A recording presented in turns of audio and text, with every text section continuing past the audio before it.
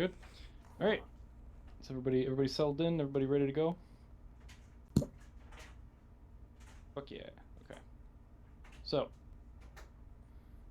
last we left off, you guys had intervened in a brawl fight, stopped a troll and some sturges that came up from the Undermountain. Was rather surprising. You witnessed Durnan just cut this troll down. He fucked its shit up, evidently. And then you were spoken to by Volothamp Gadarm, who seemed to be a rather eloquent yet pompous person who gave you the mission to find his good and dear friend Floon Blagmar. He has paid you, he has given you information. You were aware that the last place he was seen was the Skewered Dragon. That's pretty much where we left off. Hmm.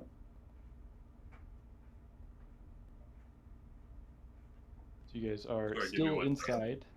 Oh, no problem. Baby for you, good sir. He's getting full service. Yeah, can I order some of that over here? Or? Can you get... Hi, bestie! I'll say hi to Nessa. Hi, Nessa! Hi, bestie! How's it going? Good, how are you? Good, thanks. Hope you guys have a good D&D session. Your onesie is adorable. Hopefully, thank you. I hope I'll see you soon. Yeah! Have fun. Sorry, I thought I was actually needed for something important, but I was just getting brought beverages. Beveragino. That's all right. Yeah, you guys are still inside the yawning portal. What do you wish to do from here? Ukir is still doing the thing. Still doing training? He's leaving. Yes. Oh, okay. He's bowing out for the night for training. To hit a tree or something, I don't know. All right. Unless we were going to do stuff like right after. Well, I guess that depends. Are the rest of you wanting to leave right now? Or are you wanting to stay the night? Wait up for Ukir to come back in the morning? What time is it right now? So you guys in the first session, you had been drinking kind of early evening, so it would have been like 6:30. I think I said by the time you were finished talking to Vola, it was closer to 7:30, 8 o'clock. So it is fairly late. Is it realistic for us to make it to, like, obviously, like, fantasy setting? I don't know what a technical last call would be for a bar, or even if they would have that. Is it realistic that we can make it to this other location in time to have any form of meaningful interaction? Like, I myself, as Garrett, don't know much about this, but I know that my character, I know that Tanith knows about where this bar is, at the very least. So whether or not we can get there is kind of in his mind. I believe last session I did say that you guys knew about this bar, and actually I did want to mention that after the session and kind of once again reading up against this bar, I was gonna ixnay that because this particular bar, just meta-wise, is a bit of a dive, and it's not the type of place that would have your kind of entertainment. Right. So I would say you guys actually haven't been there before. But based off of Volo's description of where it is, you guys are aware that it is near the more southern end of the city, which isn't terribly far from where you are, but it would be sundown by the time you get there. It would take you about an hour and a half to walk down there, considering you don't know its exact location as well. So yeah, it would be about sundown. You guys don't really know if this bar is going to be closed or if it's open all hours. Yeah. You're not really sure. Okay, so in that case, I'd probably... Oh, sorry. Yeah, he's leaving. Bye. Ukir's going to... Are you going to the other bar, or are you going to, like... he's gonna go to somewhere he won't be bothered, where he can focus on his sword play. You're gonna go train. I see you. Yeah. I probably have a room here, I imagine, if I'm playing. If you want me to, I can throw you money for a room here at night, which means that... Opal, are you sticking with me, or are you going other places? I'm staying here.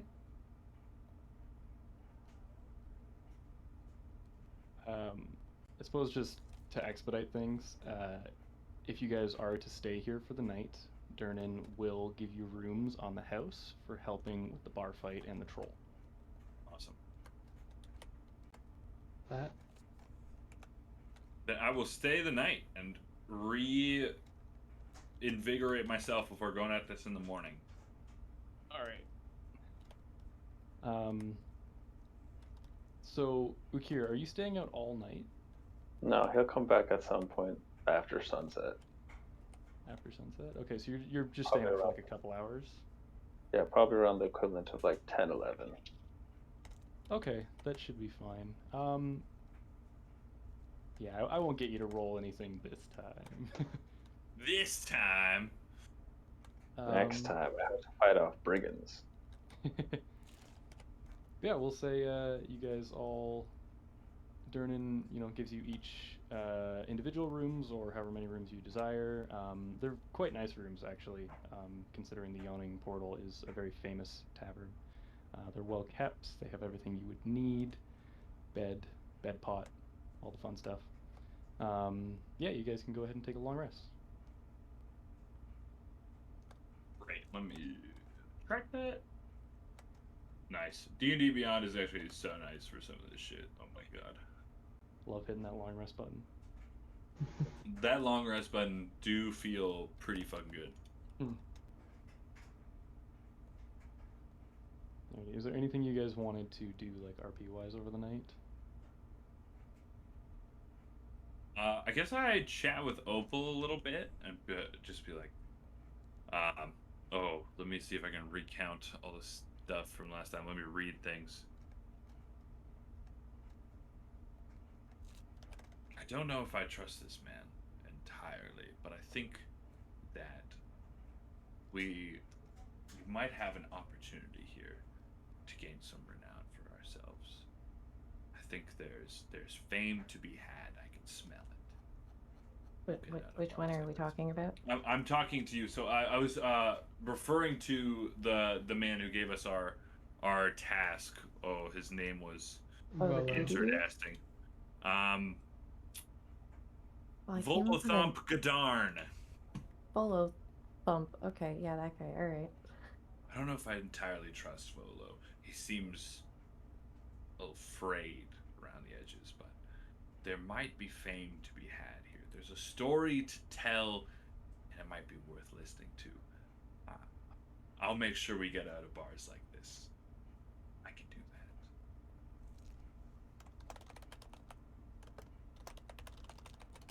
that. He That's seemed what's to on. be like authentic when I talked to him, but something doesn't exactly sit right.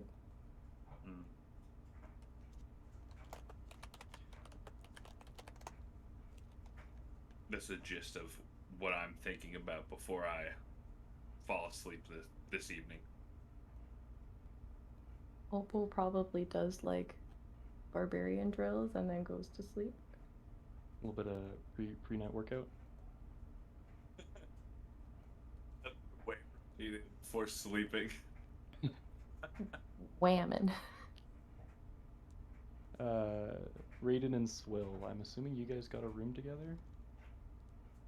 Probably. Yeah, Swill will insist that Raiden must accompany them, for self-protection, not because they're, like, scared or anything, or, have never spent a night away from home, or whatever. Of course. Yes, you must keep watch. Let us go to a room. After you. Swill will very hesitantly lead the way, but look very excited, and once getting up to the room, will lay out a somewhat ornate ritual of checking the bed, making sure it's clean, setting everything up just so, maybe, I don't know if I've got any, like, candles or anything, but, set out something decorative, make it feel a little bit more like home, and then go over and, Raiden, would you like me to fluff your pillows? Sure. Excellent, I assure you. It makes your sleep much more pleasurable. Mumsy and Dadsy used to do it for me all the time. And we'll start fluffing your pillows. I feel like Raiden goes to sit on the bed and it kind of just creaks a bit. It's like, let it down. Oh, Good guy. Right then. Yes, I will go to bed. Yep, good night. Sweet dreams. Be well. Nighty-night. Good night. Do you need to talk, Swill? No, it's fine. Swill will hop into bed, pull the covers up, right up around their neck and cozy in, and spend the first half an hour kind of darting around, hearing everything in the night, checking on Raiden.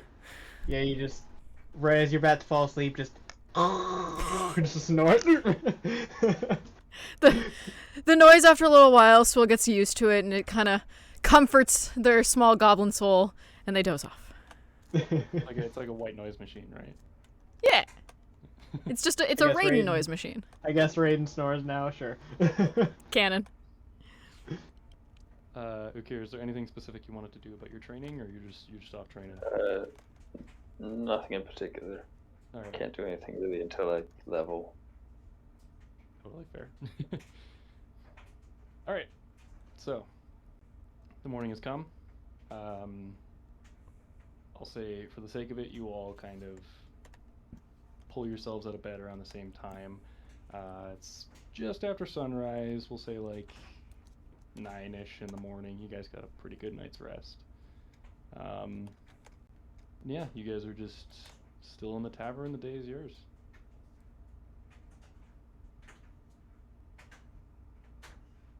I guess I go down and meet with the gang. Who's all like, anybody is sleeping in, stuck in bed? So I'm trying to be up early. I've smell opportunity and I'm trying to seize it. I'm sure Raiden would be up early. Swill will also be up early. The second Raiden gets up, they're leaping to their feet, ready to go. Oh, yep, yep. Attempting to like drag Opal down, and Opal's like, Yeah. I'm like leaning Opal. I'm like leaning with all of my weight, and Opal's just staring daggers. 6'2" large and Aussie just. Like, yeah, Raiden just walks next to Opal's body being dragged. It's like, no wonder you're so short. You don't get your morning stretch and you sleep all morning. I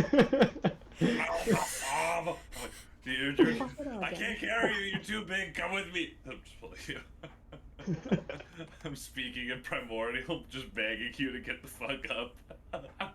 Yeah, she gets up, she just kind of like kicks you off with one leg and just like shoots you down the hall a bit and fuck off. I'll take 1 point of damage. Oh, you're not, no. Kidding.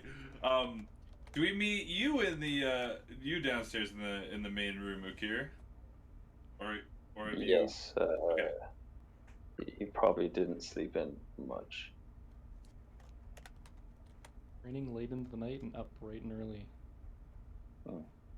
Dedication. Are you sure you're not a rogue? No. This MO sounds familiar. Alrighty, yeah. So yeah, you guys are all in the bottom floor of the yawning portal. It is fairly busy still, even though it's like bright and early in the morning. There's quite a few people that have woken up and come down for breakfast. There's quite a few people that have just come in for food.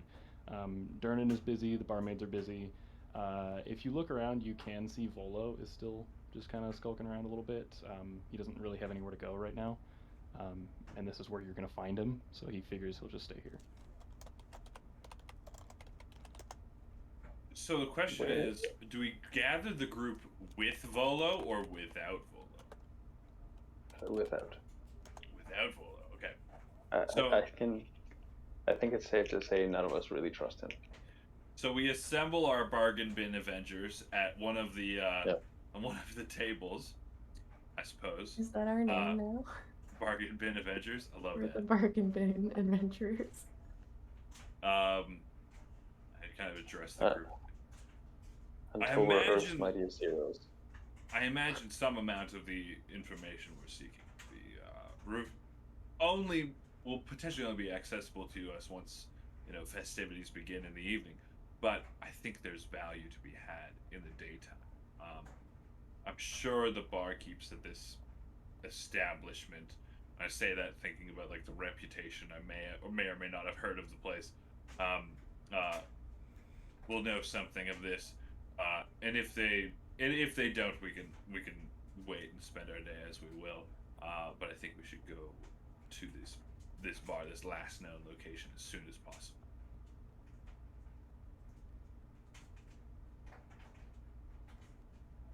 Your thoughts? I agree. We should at least scope out the location. And if we're lucky, maybe there's someone there from the previous night. There's something I do not have a lot of. So let's go. Okay. If we're in agreement, we'll go to this bar. We'll see if we can learn some things. All right. So, Like 8 p.m. and we're going to another bar. Well, it's the last known location of this dude's friend, right? Of Volo's friend. Right. Just Is this dingy dive bar? We're moving down in the world, friends. it's Oh, it's for business, not pleasure. Yeah, on that comment, Swill is going to interject and kind of just clear the throat. Hold on a moment. Am I to understand it correctly that we are sending the performer alone into a sketchy bar? Well, he doesn't go I thought this anywhere was a group alone. activity. I Okay. assume we're going together, and if we have to send people in, I have more than enough muscle to help. All right, good. I thought I was being left behind for a moment there. You used the word scout ahead, and please don't leave me. No, we don't. We're not going to leave you, so don't worry. Opal approaches to give Swill a little like pat on the head. Swill will absolutely lean into it and kind of like reach up to grab the side of your shirt. Oh, I say in primordial. I say in primordial to Opal, if we did lose the goblin, do you think we would notice? I will say you guys don't know Swill as a goblin. They look more like a halfling. Do you think if we lost Will, we would actually notice? They seem to do the whole being missing thing very well. In Primordial, she will respond with, "That doesn't sound like my fucking problem."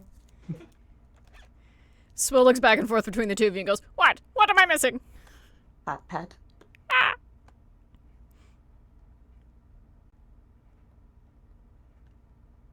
Swill has been sated. Are you guys heading out then? Heading out the door? I'm ready to go. Yes. So, as you all step outside, you find yourselves pretty much in the middle of the pretty large city of Waterdeep. There is a light layer of snow across the roofs and the ground. There's a very, very light snowfall as well. Nothing crazy, but it is snowing lightly. If you look up to your like northwest-ish, you can actually see Castle Waterdeep is pretty much right there, just perched atop, I believe it's called Mount Waterdeep. Yeah, you guys find yourself in the southern part of the castle ward in the middle of the streets.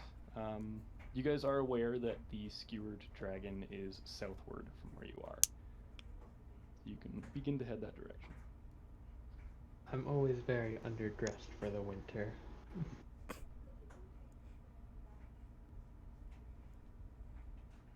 I assume you guys are just heading that way. Yep. Yeah. Onward. Onwards and upwards. So, as you... Well, in this case, onward, downwards. Pretty much. As you begin to head that way in the vague direction of where the skewered dragon is, you're kind of going through the winding streets. A few of you, being from Waterdeep, are aware of the basic layout of the city and just aware of the kind of the usual layout of just different areas.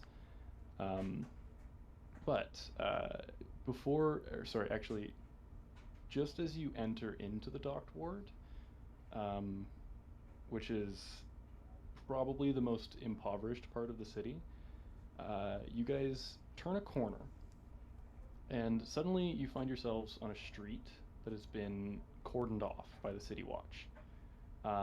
You see lying on the cobblestone are about a half dozen corpses that seem to be the victims of some terrible skirmish.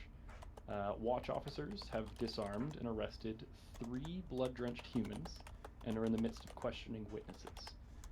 One of the officers, just standing to the side, kind of cross-armed, sees all of you, and just goes, "Get on. Nothing to see here." There's lots of bodies. That's something to see. So 3 blood-drenched humans. Do we recognize humans? Are these our humans from the bar last night? Go ahead and make a perception check. Okay. Perception.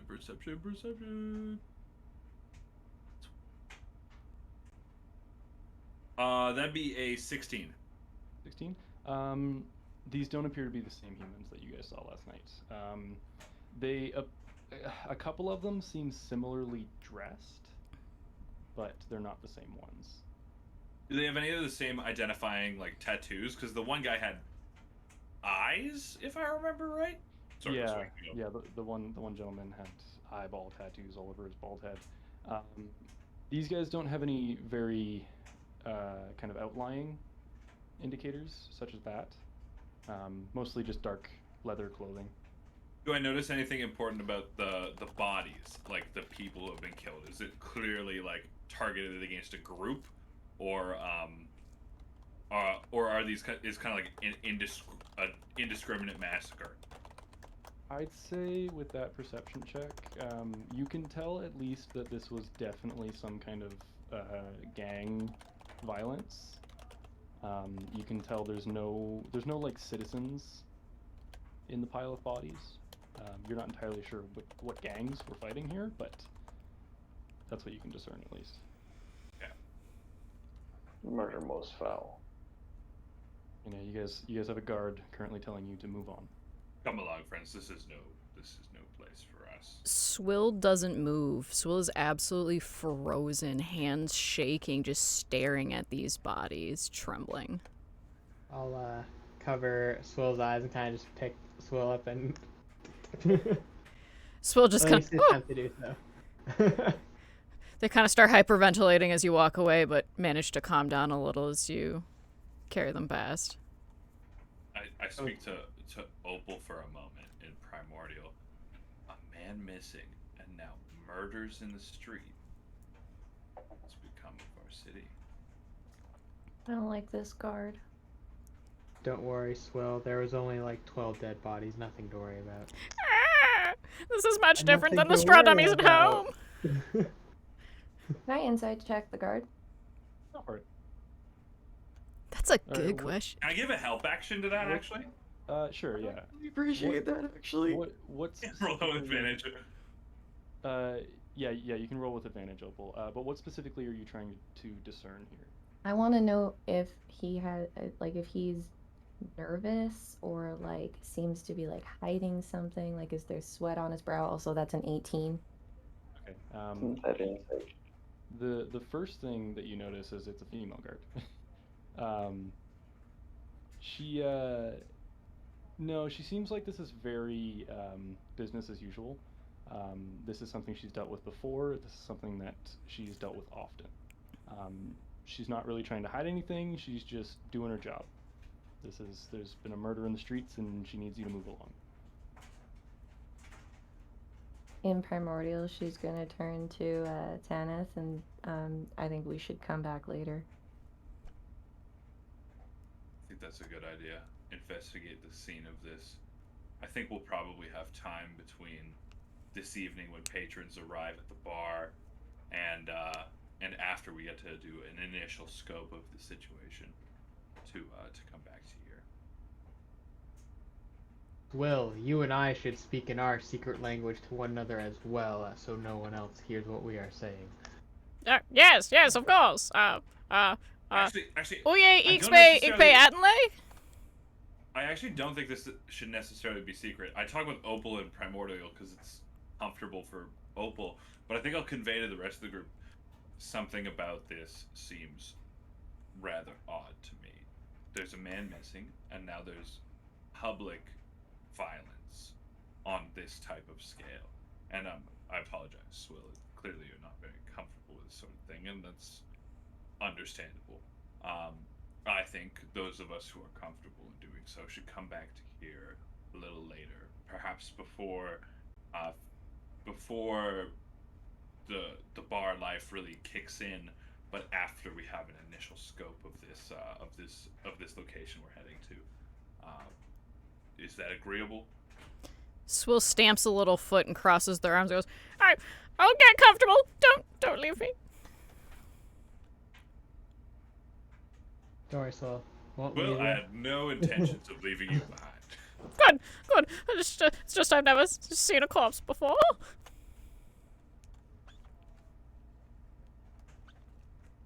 So, you guys just moving on? For now. Hold on. Let me see if I can do a thing here. We're gonna drop a GPS pin in that situation there and come back to it.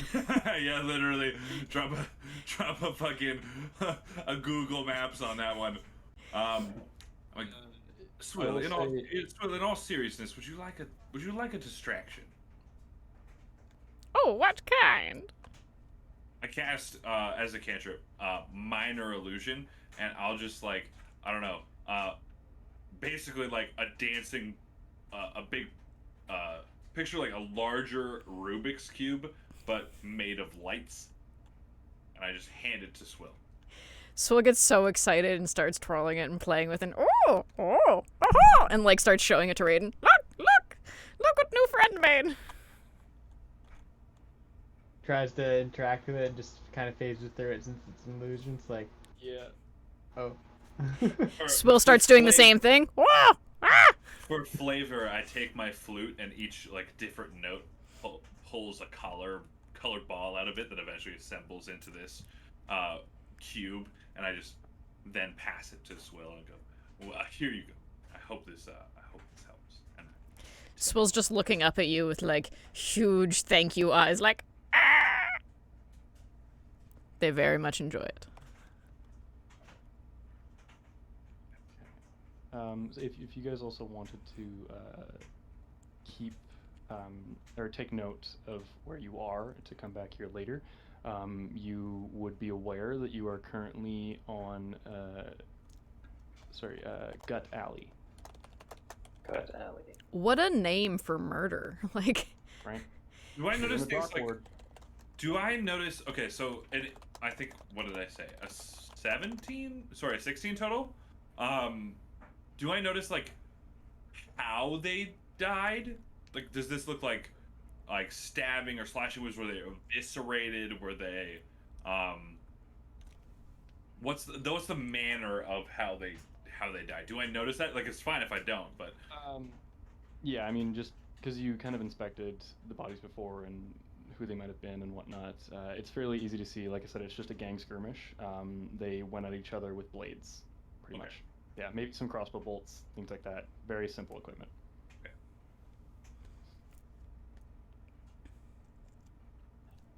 That's it for everybody. You guys moving on now? Yes. Alright. So, as I said before, you guys had just entered into the dock ward when you came across this scene. As you get further and further in, you specifically notice that the dock ward is not a aesthetically pleasing place. Every street has very tall, densely packed tenements that leave pretty much all of the the ground level of the neighborhood in shadow. The only time there's like full light in these streets is like high noon when the sun is directly above you. And pretty much like all of the street lamps have had their glass smashed, the candles stolen, and you specifically note the smell of salt air and excrement lingering as you pass down these rundown houses. As you guys continue further and further in, still heading in the general direction of the Skewered Dragon, you do notice something odd. one nearby shop just completely stands out from every other building. The entire thing has a very deep purple facade, and in its window hangs a stuffed beholder. Above the door hangs a sign whose elaborate letters spell out Old Zoblob Shop.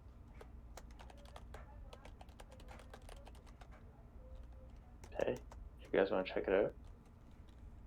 We have time. We started early enough. I don't see why not. Yeah, you guys have only been traveling for like half an hour at this point. Hasn't been long. Perhaps they saw something. They're close enough. Raiden opens the door for everyone. Just. Thank you, good sir. You heading in?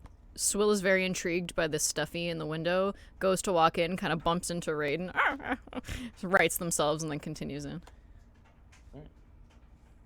As you guys walk in, you notice a cloud of lavender-scented purple smoke trailing out of the shop's door. Every wall in the shop is painted purple, and every single dusty knick-knack on the shelves is dyed a deep violet. There's this hairless old gnome sitting cross-legged on the counter, wearing these plum-colored robes. His cheeks are decorated with 9 purple face-painted eyes, and the gnome lowers a pipe, exhales a cloud of lavender smoke, raises a hand, and goes, "Hail and well met! Come browse the shelves of the most curious curiosity shop in the world." Are you a witch? I love this man. I would like to... I don't know if this requires a perception check. Are these eyes on him a similar or the same style as the man we saw the previous night? Make a Right. perception check. Okay. Perception I had the check. same question. Can I help? Sure, you can. Ooh, help. okay. Oh wait, your perception might be better than mine. I'm not very wise, and that is my perception stat. So maybe I help you here, Swill. Sure. Up to you guys. Is your wisdom better than mine? I have a -1. Mine is better. I took proficiency in it, but so it's not that great though. I will help Swill with this perception check. Okay. In regards to Raiden's comment, oh, I might be a witch. I guess you'll never know. It's a very odd old man. Slowly backs towards the door. Bumps into Opal, just looking at all the purple things, like, what fucking shit? He might be a witch. I'm going to wait outside, call if you need anything, and he'll just whoosh, out the door. Well, I'm outside if you need me. Oh, okay. Having totally been distracted by Raiden, that's a 13 on perception. That's a 13 on our perception collectively. Tanith contributed. I'm sorry. Teamwork. Yeah, but Wait, actually, hold on. If I'm helping, could I? So we don't actually know the result yet. Could I like just be tuning my instrument and be like, "This guy seems sus. Here's some inspiration." I'll say you would have had to do that before the roll. You're right. Damn it. So yeah. Based on that check, you guys, like, it's definitely hard to tell. You've seen many different eye-shaped symbols as of last night. You, at this point, like, you kind of just have to assume they're connected, but also the ones on this gnome are like purple, so you're really not entirely sure. Follow up to this perception check. I'm gonna pull out that rag with the icon on it, and I'll do a direct comparison. It is the same symbol, yet purple. I'm gonna step back from the shopkeeper a little so I'm closer to the door. I'm gonna hold it up and ask them, "Is this you?"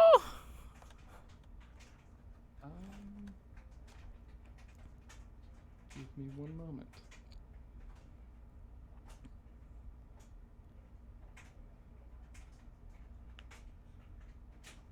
Aneth, who is only half, maybe even a quarter certain that this might be a thing, is looking back and forth between this, like, the plot twist in the M. Night Shyamalan movie, like.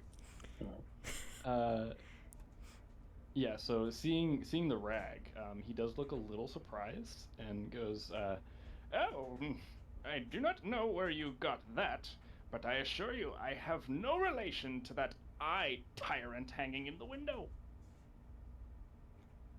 Hold on a moment. Yeah, let's talk about that. Are you... We met a man and some compatriots of his who had this symbol on their bodies last night. Are you implying that that has some relation to... Do I actually know what a beholder is, or do I just think that that's like a weird stuffy? Knowledge Arcana.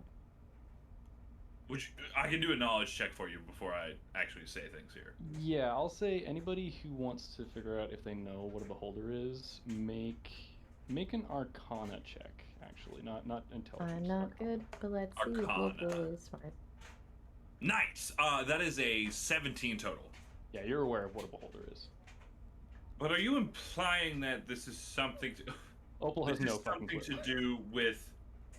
That their symbology has something to do with a beholder. I suppose that would make sense because of the eyes.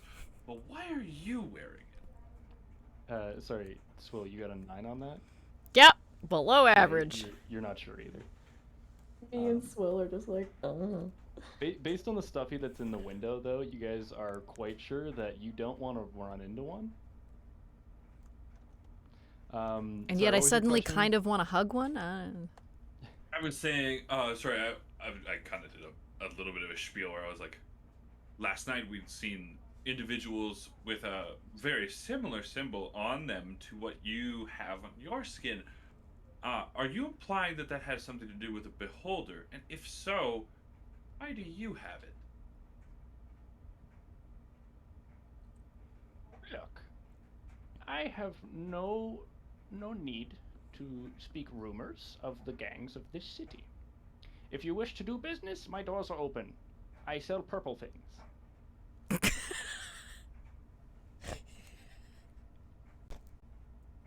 Kenneth doesn't ask this internally. It's like, that is a wild business model. How do you stay open with that niche? I guess the city's large, but that is a rather restrictive set of variables here. Is there anything I can do for you folks? Can I make a, I guess, perception check on things in the shop? Is there anything that I notice that sticks out as either interesting or potentially magical? Something maybe not like, because it's not an Arcana check, I'm not checking if it is magical, but something I could see as potentially possessing magic, and then. Hey, Mr. -1, how about I do it for you and you help me? Because I was going to ask to do the same thing.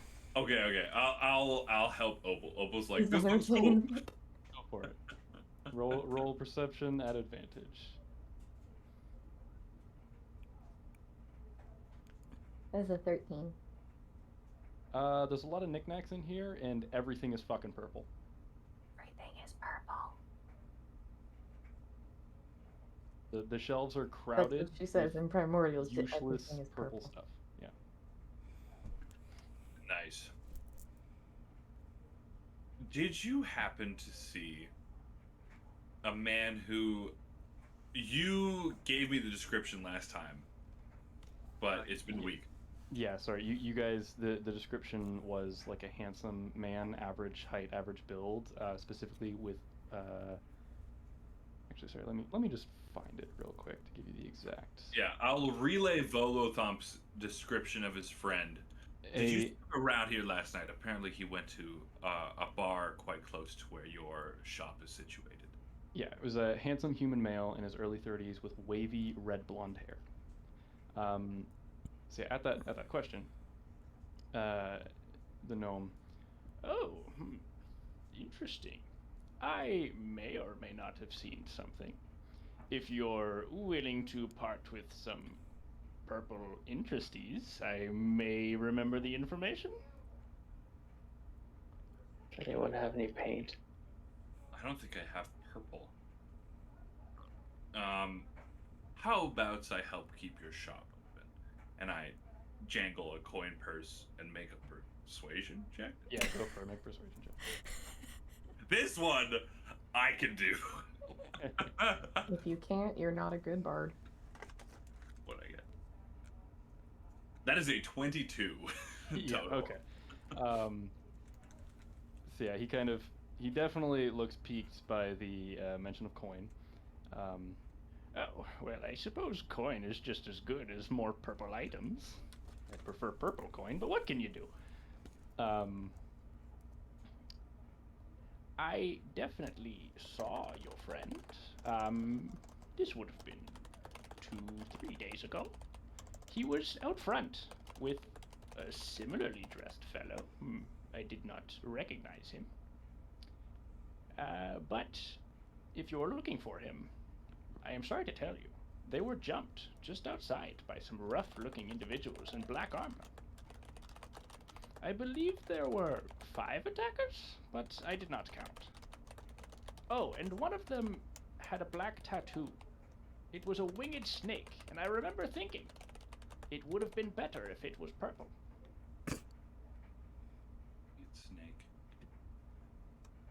Anyone in our party know anything about winged snakes?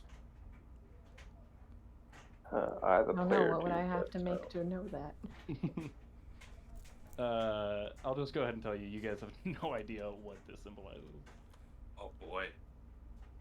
Black armor, winged snakes.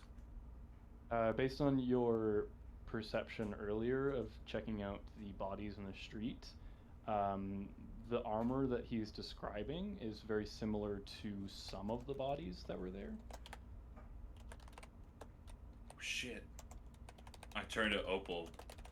We definitely need to go back. That black armor feels very familiar. And I look to the rest of the group.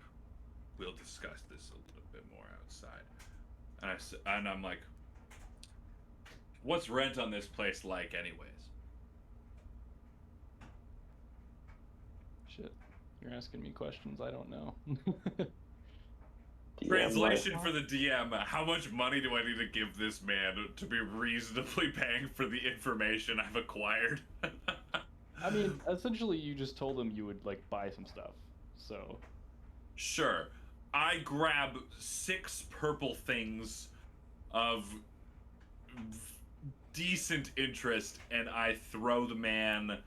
Okay, hold on. If you're doing shopping, Swill's gonna tug on the side of your shirt and point at As the I'm beholder pulling one thing up, stuffy. You want that? Yes. Please? I guess. Sure. Grab it. Go ahead. I pick you up so you can grab it yourself. I'm sorry, wait, what are you buying? You got cut off there. I was grabbing just kind of like, I didn't really care. The point of this was the information. What is Swill buying? Swill wants the beholder stuffy. Okay. I'm not purchasing it. I'm insisting Tanith purchase it. Just, for Swill. I When pull you- Swill up to grab the stuffy.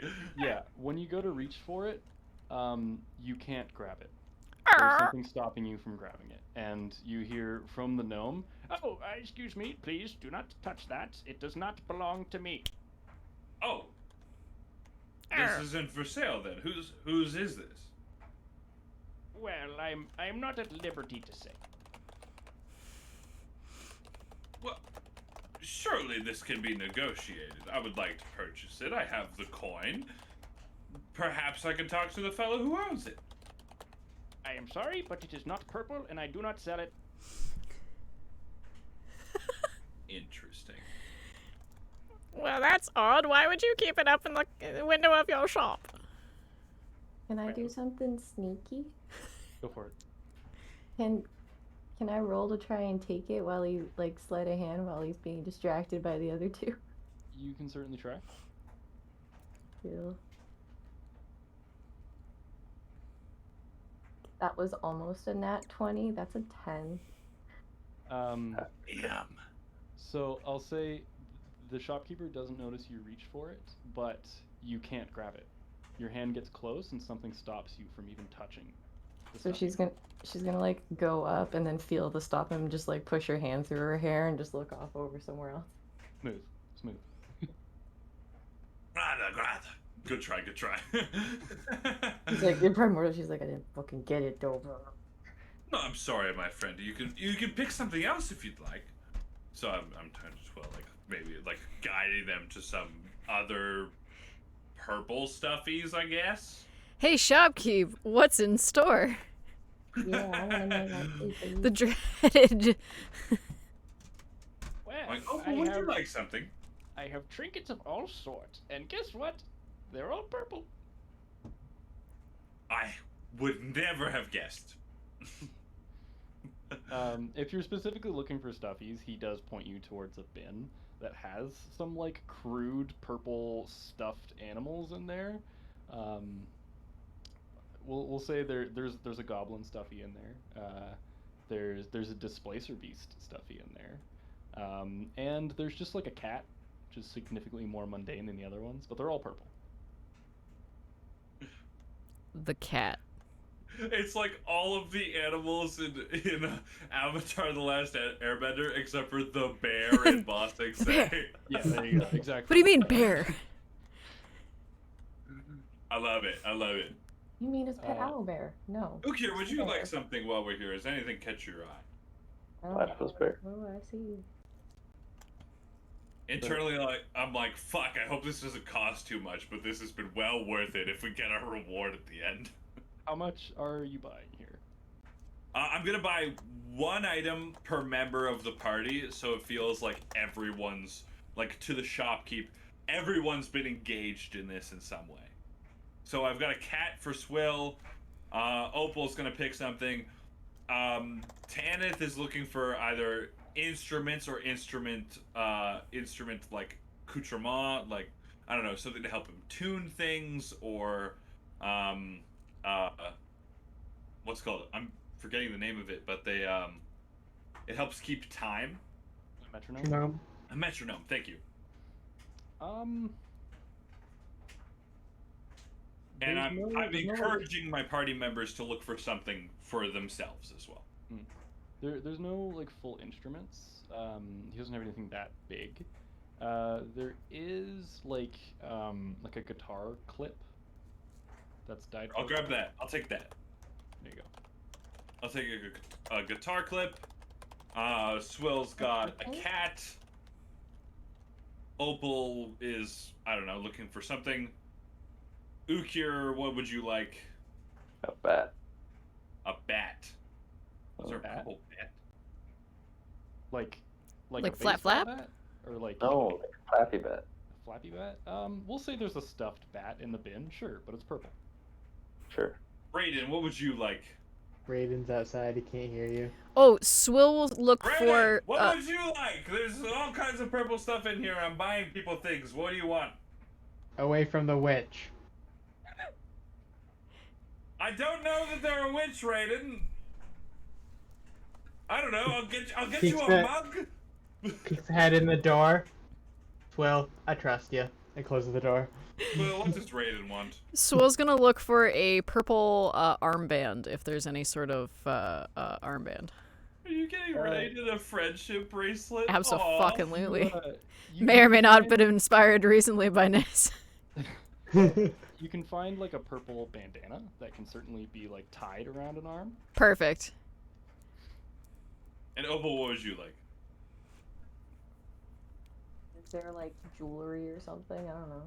Buy me more jewelry. Well, buy me more jewelry. All of my other purchases, 2 copper. Opal's jewelry, 4 gold. For jewelry, you can find some cheap purple rings. They're not real, but they're rings and they're purple. She's gonna go look at those and start putting them on, trying to find one that fits. And she finds one. But she's just gonna like. Okay, so we have essentially 3 trinkets and 2 stuffed animals. So you bring these things to the counter, and Zoblob kind of counts them up and goes, that would be 38 gold. gold? It's 6 gold pieces each for the trinkets, and the stuffed animals are 10 gold. What kind of racket are you running here? A purple one. I'm gonna talk. I'm like yelling at him, but I'm also going to cast. While I'm yelling at him for this minute, I'm going to cast Identify, because I'm like, if this is actually worth 38 gold, something in this fucking pile had better be magical. So are you using spell slot to cast this? I'm using a spell slot to cast Identify on this pile of nonsense I've accrued. Right. Are you trying to do this secretly? Sure, let's make it secretly. We'll do this as a sleight of hand check. Yeah, I'll say a sleight of hand check it, just for the hell of it. That is a natural 20. Okay. Fucking right. In the midst of you yelling about these outrageous prices and waving your hands all over the place, Zoblov doesn't even notice you cast a spell. Nothing's magical. They're mundane purple items. I'm like extra angry about that. And I'm like, let's be reasonable for a moment here. Unless one of these can help me explode a building, I don't think this is worth 38 gold. I will negotiate with you down to... hold on, let me find my gold tab in my character sheet.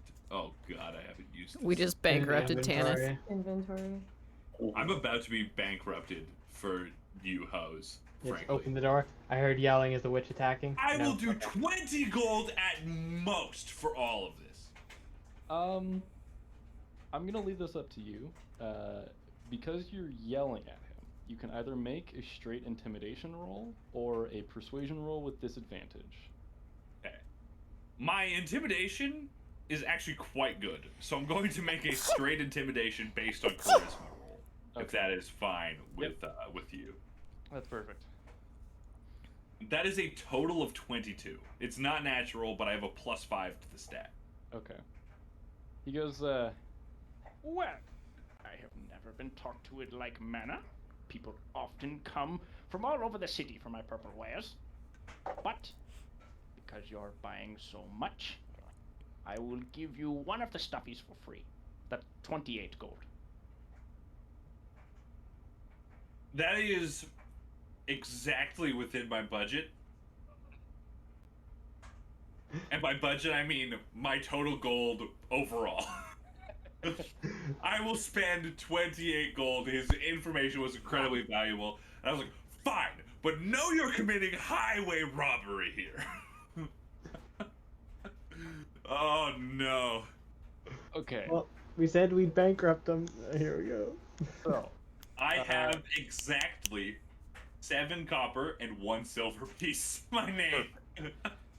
so everybody, Swill, you can add your stuffed cat, your purple stuffed cat, to your inventory. Garrett, your purple guitar clip. Opal, purple ring. Raiden, you got a purple like bandana to wrap around your arm or something. Well, hold on. And Swill's gonna your present purple that hat. dramatically. Yeah, I'll wait till Swill presents me it. Yeah, sure. However you guys want to do that. I'm really hoping they have a custom option here. They do. Do they really? Where am I looking for that? Common magical container, armor, Add potions. items. So- If you hit, yeah, manage Manage inventory. Add items, unequipped, delete. Where am I looking? manage inventory, it's next to the search bar in your inventory tab. Oh, okay. Then above equipment, add custom item. Sick. Thank you very much. There you go. I just spent 28 gold. Curse the party. Lovely. I mean, you did identify it, so we're probably fine. None of it's magical. We hope we're probably fine. They're all cast in Mischief's aura. I will be right back.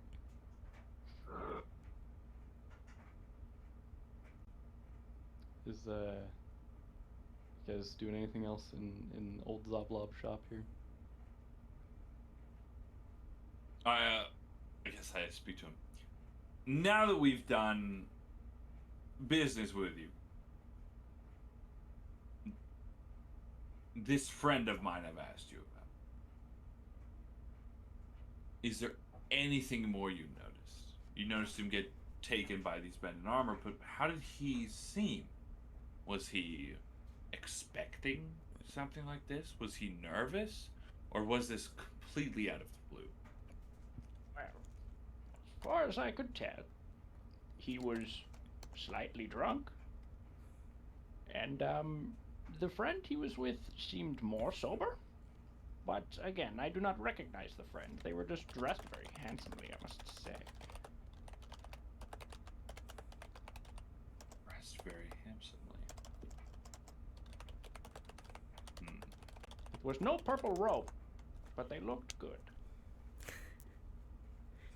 They were with a friend? It looked like they had money, I assumed, then. Oh, I have no idea. They were outside. Interesting. Thank you for your time and your wares. I say with a little bit of spice put on top. We may see you again. And I will leave. It was a pleasure. If you find any purple items on your travels, bring them to me.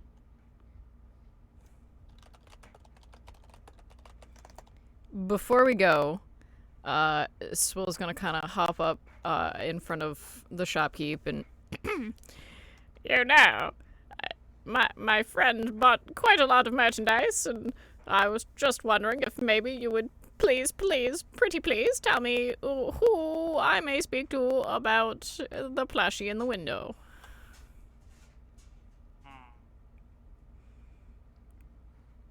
You promise not to bring my name into things? I don't even know I can pronounce it, so absolutely, your name is out of my mouth. Make a persuasion check.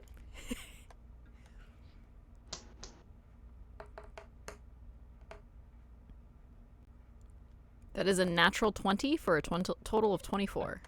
Shit. Yeah, he kind of leans over, looks you up and down curiously. You're a very odd-looking individual. And goes, The beholder in the window.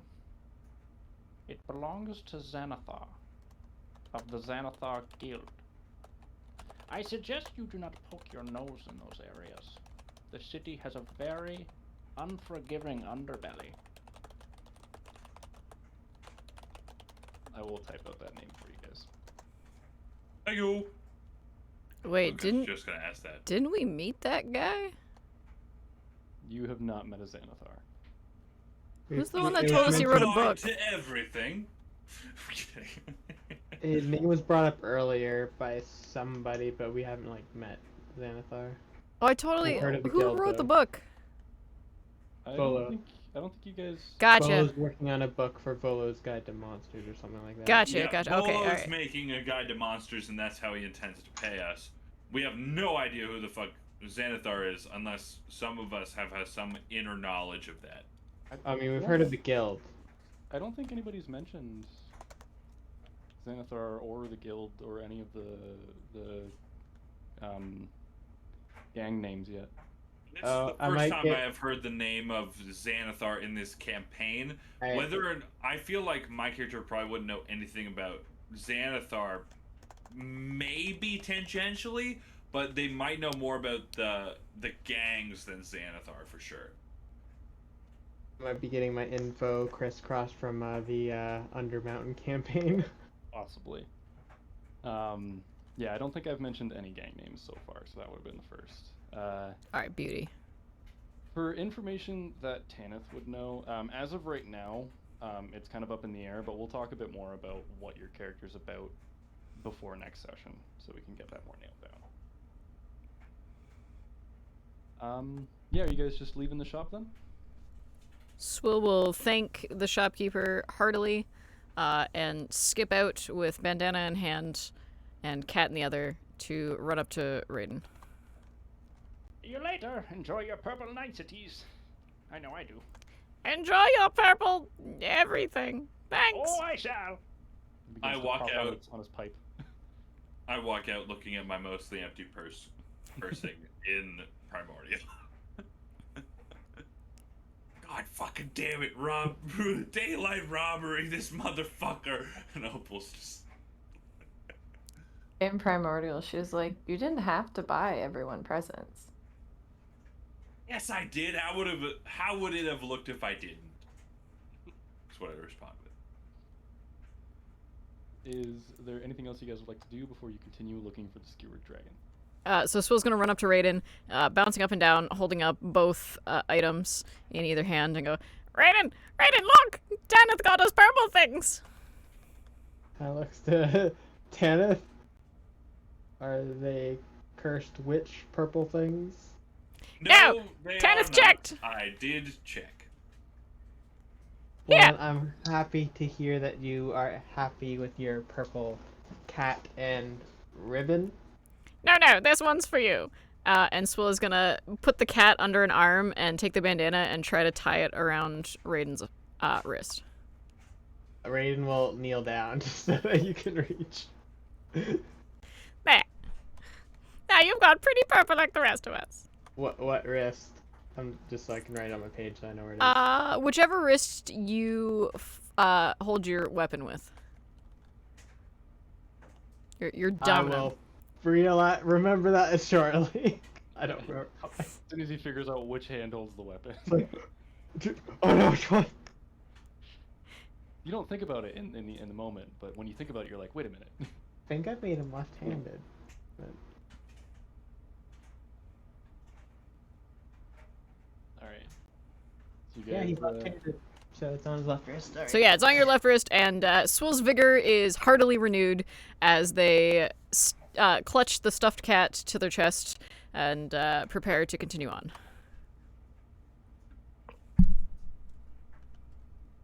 Alright. So, you guys are aware that at this point you are close to the skewered dragon, but none of you are exactly sure where it is. So at this point, I'm going to get all of you to roll investigation checks to see if you can find it. That's a big old 2. Ditto! 6. Another 2. Investigation. Oh my god. 19. Dude, I'm rolling hot today. Let's fucking go. That helps with the average. Okay. With the average, oof. Yeah, group check. 14. 14. Okay. Yeah, that's pretty shitty. So you guys do find it eventually. It takes you a lot longer than you thought it would, because you're not searching a very big area. It takes you a good 2.5 hours to find this place.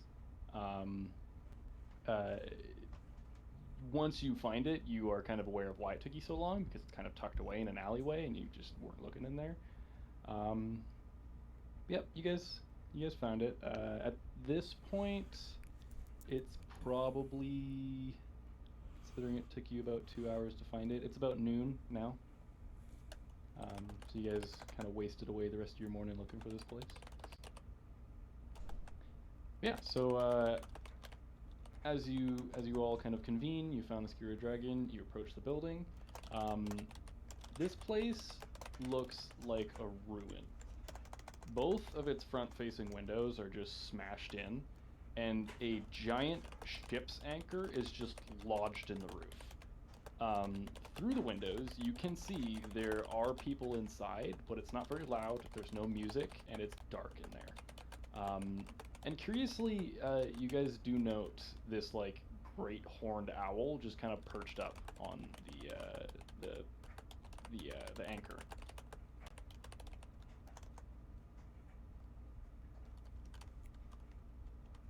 Raiden just opens the door, just... Tanith sees a moment for gravitas.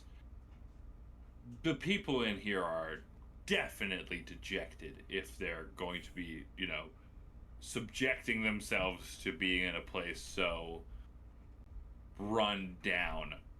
Tanith wants to cast Minor Illusion, and in this instance, players will get to, NPCs will get to make a check against them. When I cast Minor Illusion with Swill knew it was an illusion, but the intention was for it to be something that they could interact with. This time, the practitioners don't necessarily know that that's true. Tanith would like to cast Minor Illusion to play one of their own tracks over top of them entering the building. So basically, like, one of Tanith's old performances will play as the party enters. So if that works with within the definition of Minor Illusion for you. So unfortunately, with Minor Illusion, you can't really create like a full crescendo song. It's more like you can create very simple noises that range in volume, but playing one of your songs would require a more powerful spell. Okay, I can totally agree with that.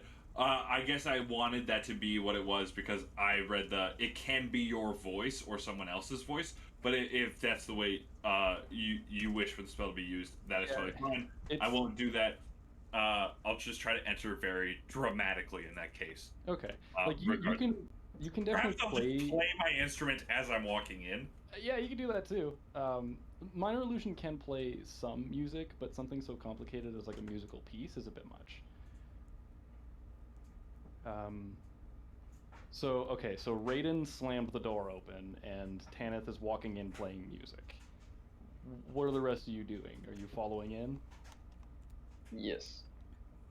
Opal will walk behind everyone, like, pretending to play bodyguard, but, like, actually playing bodyguard. Trying to look as intimidating as fuck. Perfect. Swill is going to... Swill's eyes are darting around from the damaged exterior to this one lone owl to the rest of the party, and seeing Opal kind of fluff up is going to scoot a little extra close to Opal, so you can feel Swill kind of bumping up against the back of your leg, and they're bumping into you as you walk in, and is just going to kind of take a big gulp. Well, alright. Adventure! And follow closely behind Opal. Alright. As you guys enter with a commotion, the few patrons that are in here, there's a small group off to the side of like 4 individuals. There's a couple other individuals just drinking by themselves, and there's one lone barkeep. As you guys slam the door open, they all kind of just go back to their drinks. This place does look fairly run down on the inside as well. It's very dark, kind of rotted away wood all over the place. Not a lot of upkeep. It's dirty. It smells bad. All the patrons just as well. I can full on see with my horrible passive perception. I step on a rotted piece of wood and pull my feet through the floorboards. Yep, and as you do, the barkeep goes, "Oh yeah, you should watch that one." I will attempt to not rage. Just rip the whole floorboard up. The barkeep does not seem bothered by this at all.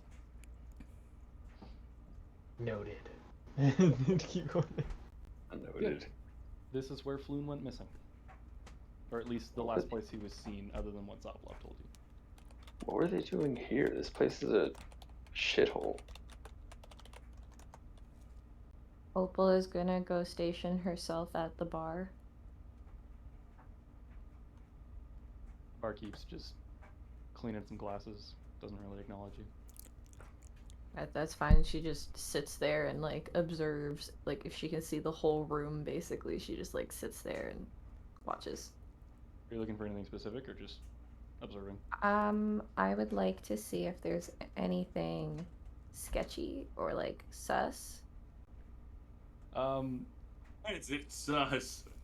Yeah. You could nat 1 on that roll, and you'd probably still see something sketchy and or sus in this place. Yeah, you don't really have to roll for that. The whole place is pretty Okay, sketchy. then like something that looks like it doesn't belong in the super sketchy bar.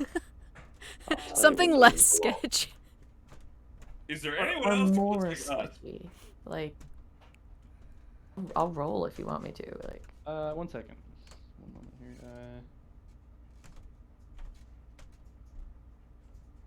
No, there's still not really a roll needed for this. there's nothing particularly attention grabbing. It's just a slow midday in this sketchy tavern with a few patrons around. A couple of them are playing cards. There's not really much to see.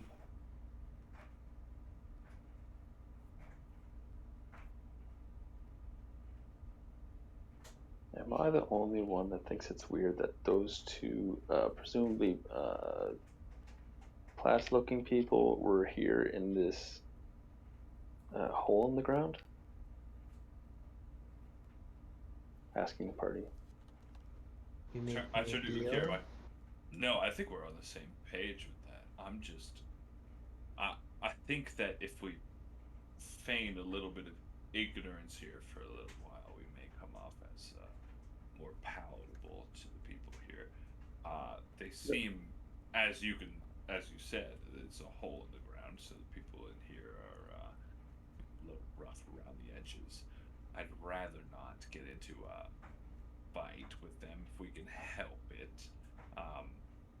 No, I get that. It's just, what were they doing here? I think there's more to this story than I agree. I think there's more to this story than Volo has led on, and I don't know that that's something I'm entirely comfortable with. I turn to the barkeep. My good man. Hey. Have you seen an individual, rather handsome, mid-30s? Sorry, the rest of the description I keep. Wavy red blonde hair. Wavy red blonde hair. Was he here? I don't know, 2-3 days ago by this point. I'm not one to talk about the patrons. People like the privacy. I turn to Opal. I'm like, do you have in Primordial? Do you have any money at the moment? I kind of might definitely need a loan. Didn't we get a down She payment responds on with, our? I give you all my money. I have no need for it. Didn't we get a down payment on this quest? Do you need me to break something? Like I can like. I will absolutely let you know if you need to break something. This just makes my job definitely more difficult. Yeah, did we? What the hell are you guys talking about? Did we get a down payment on this job for Volo? I feel like we did. He gave all of you 10 gold, yeah. Yeah, I 10 gold. spent Okay. at 4 purple. I'll I just remember, no, it's just an inside joke. Look, they're a friend of mine. I'm worried about them. I haven't seen them in days. Perhaps they just got too drunk here. I will keep their privacy to myself, but they're important to me, and I want to make sure that they are safe. That is all I'm looking for. Persuasion check. Persuasion check. Do you want me to do persuasion and deception? Because I'm absolutely lying. They are not my friend. I have no idea who the fuck this person is. No, just basic persuasion. Okay. So this isn't like a very obvious lie, so. 17 total. Yeah. Okay. I have a lot of bonus to this. I rolled a 12. Wow. You already gave his description, yes? Yeah. Yeah. Wavy red hair, mid-30s, handsome. All right. Let me think. Height. I believe I saw your friend in here a couple days ago. I think he was in here with that pompous idiot Volo. As far as I remember. Could you tell us more about Volo? What is a pompous ass? Any Isn't more he writing details? that book? I don't know. I don't read. Reading is overrated. That's a fair point. Do you want the information or not? If I slip you a gold, will you give us both? He takes the gold and just goes, as far as I remember, Floon was in here. Sorry, he doesn't know his name. Your friend That was fellow. in here a couple nights ago with Volo. They stuck around for a little while, had some drinks. Volo left. Floon stuck around and met with another friend. I believe it was that Rainer Neverember, the son Who? of the previous Open Lord of Waterdeep, if you don't know. Dagolt Neverember. You hear from one of the other patrons down the bar. He kind of goes, chip off the old block, that one. Just another spoiled, rich noble who likes to rub our noses in it. And the barkeep kind of nods agreeingly and continues. Yeah, the two of them, they drank, played a few rounds of Three Dragon Ante, left around midnight. As for the safety of your friend, I did note 5 men following them out. No clue what happened after that. When they left the bar, which way did they go? Well, Did they turn left or right? I'm not sure. They just left the alleyway. 5 men who followed them. Anything significant about them? Were they affiliated with anyone? Perhaps? Well, thanks to your gold contribution. I lean over to Ukir. Thank you for that. I'm totally broke right now. Thank you for that. I'm totally broke right now. I am aware of who these 5 gentlemen are. I don't like having them around here, so I'll let you know what you want to know. These 5 gentlemen are known to frequent a warehouse on Candle Lane. If you look out for the snake symbol on the door, you're sure to find the place. Thank you, Mike. Hey, Tanith. Yeah. With your illusions, how detailed can you make them? I say, I wish I was good enough to make gold, but there is a... No. I like that idea, but maybe this guy recognizes the dead ones? Could I make a illusion of maybe not the whole body, but a identifying marker of one of the bodies in the street that we saw earlier?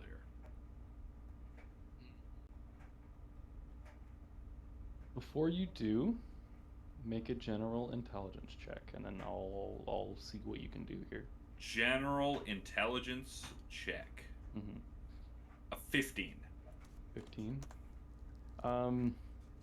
What you can do, based off of what you saw on the street before and the tavern brawl the night before, you can create a 5-foot tall mannequin wearing similar attire, but you can't do a lot of detail here.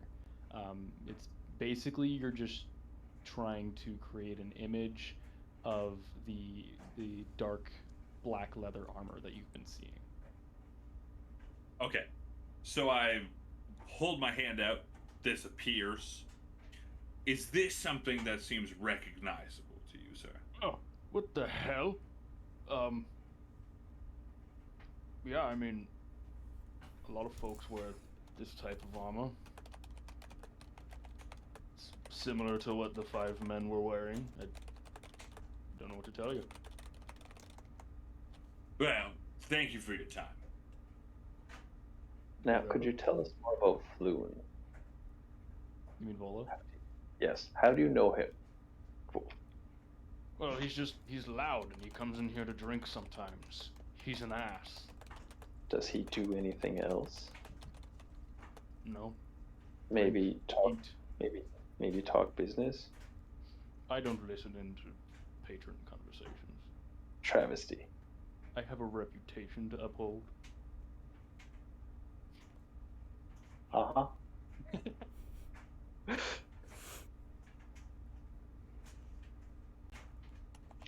Now, if that's all of the bribing and information you require from me, do you want a drink? Oh, that Not would be from lovely. here. You want to drink, Tanith? To be polite, I'm saying yes, and I'm like, what was a drink? 4 copper. 4 copper. All the copper I have. Boom, on the table. He pours you a mug of some type of ale. If you drink it, it's not very good. It smells like piss, but it does the job. You mind if I take this on the road with me? Do you have like something I could take with me? These mugs are very nice. Definitely a lie. Wagons don't leave the establishment, please. Very well. So I pick it up and I like pretend to sip it, and I try to create a distraction to where I can like pour it out or something in the hole that Raiden made at the floor. Okay. Sure. Sleight of hand. Sleight of hand. Brilliant. Nice. That is a 24. Never mind. Yep, he doesn't see. He's not offended by you pouring out this drink because he has no idea you did it. Delicious. Thank you, Baki. I had the flagon back. I put the flagon back down empty now. I'm not sure he would have minded if you just kind of poured it down the hole anyway. Is anybody else wanting to do anything in the sketchy bar? Here, I have a reputation to maintain, my friend. With that all handled, instead of getting embroiled in that shenanigans, I'm gonna cause different shenanigans. You said that there was a table of people gambling, yes? Yeah, there's like a group of 4 just haggard-looking individuals at a table, playing some cards, having some drinks. So at the comment of Volo being rich and spoiled and liking to be a braggart about it, Swill's going to get a little uncomfortable and is going to stealth their way over to the gambling table to listen in. Oh yeah, I'd like to just say, since we walked in and after I got my foot stuck and unstuck, remembering that someone kidnapped Swill last time during the fight, even though I just couldn't see them, like, just eyes don't leave Swill the entire time in the bar, just... And, you know, if you have to do stealth, like, maybe I'll lose you again and it'll be really funny, so... Okay. So, for the sake of your stealth, these guys are around a table off to the side. There are a couple other tables around and some chairs and whatnot. You can try and, like, sneak under some things, but getting close to them is going to be difficult. So, roll your stealth.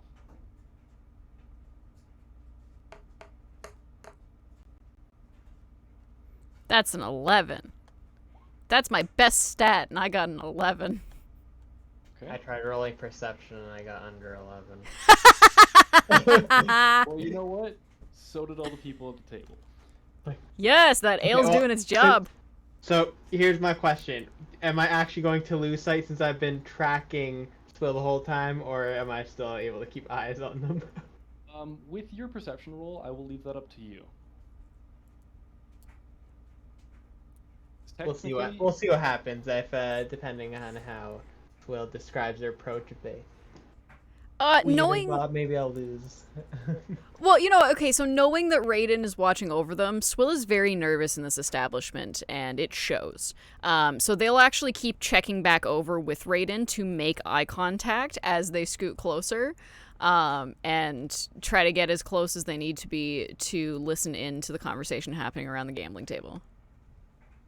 Okay. Yeah, I'll say you can get, like, under the next table. You're pretty close. You can make a perception check to try and figure out what they're talking about.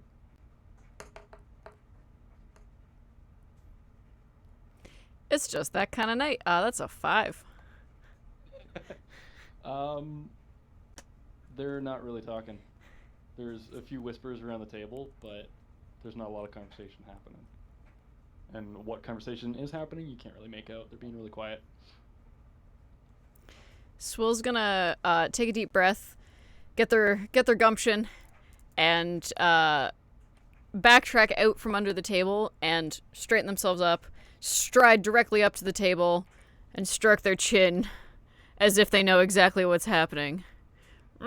Yes, good game, good game. Who are you? Well, that doesn't matter. What matters is I know somebody that hopefully owes you money. And who's that? Well, apparently Volo's a bit of an ass, so I was kind of hoping maybe you all wanted him, for any sort of reason. I mean, he's an ass. He doesn't owe me money, though. But he could. Listen to this here. It's a brand new proposition. You help us find Volo's friend, and Volo will pay you money. You're getting a lot of stink eye around this table right now. And the one you're talking to goes, "Hey, why don't you beat it, kid?" Excuse you, I'll have you know that I am of age.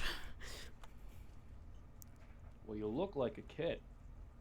And I think you should beat it. Can I hear this? That's just racist. Yeah, sure, you can hear it. It's not a very big place. I'll start walking up to the table. Just doom, doom, doom. Just a big hulking figure standing behind Swill. Everybody looks a little more on edge. Is there a problem here? No, no problem. We're just trying to play some cards, and your friend is asking us questions. Are you answering my friend's questions? To the best of our ability. What do you want? We're just trying to play cards. Well, are they being nice to you? Kind of.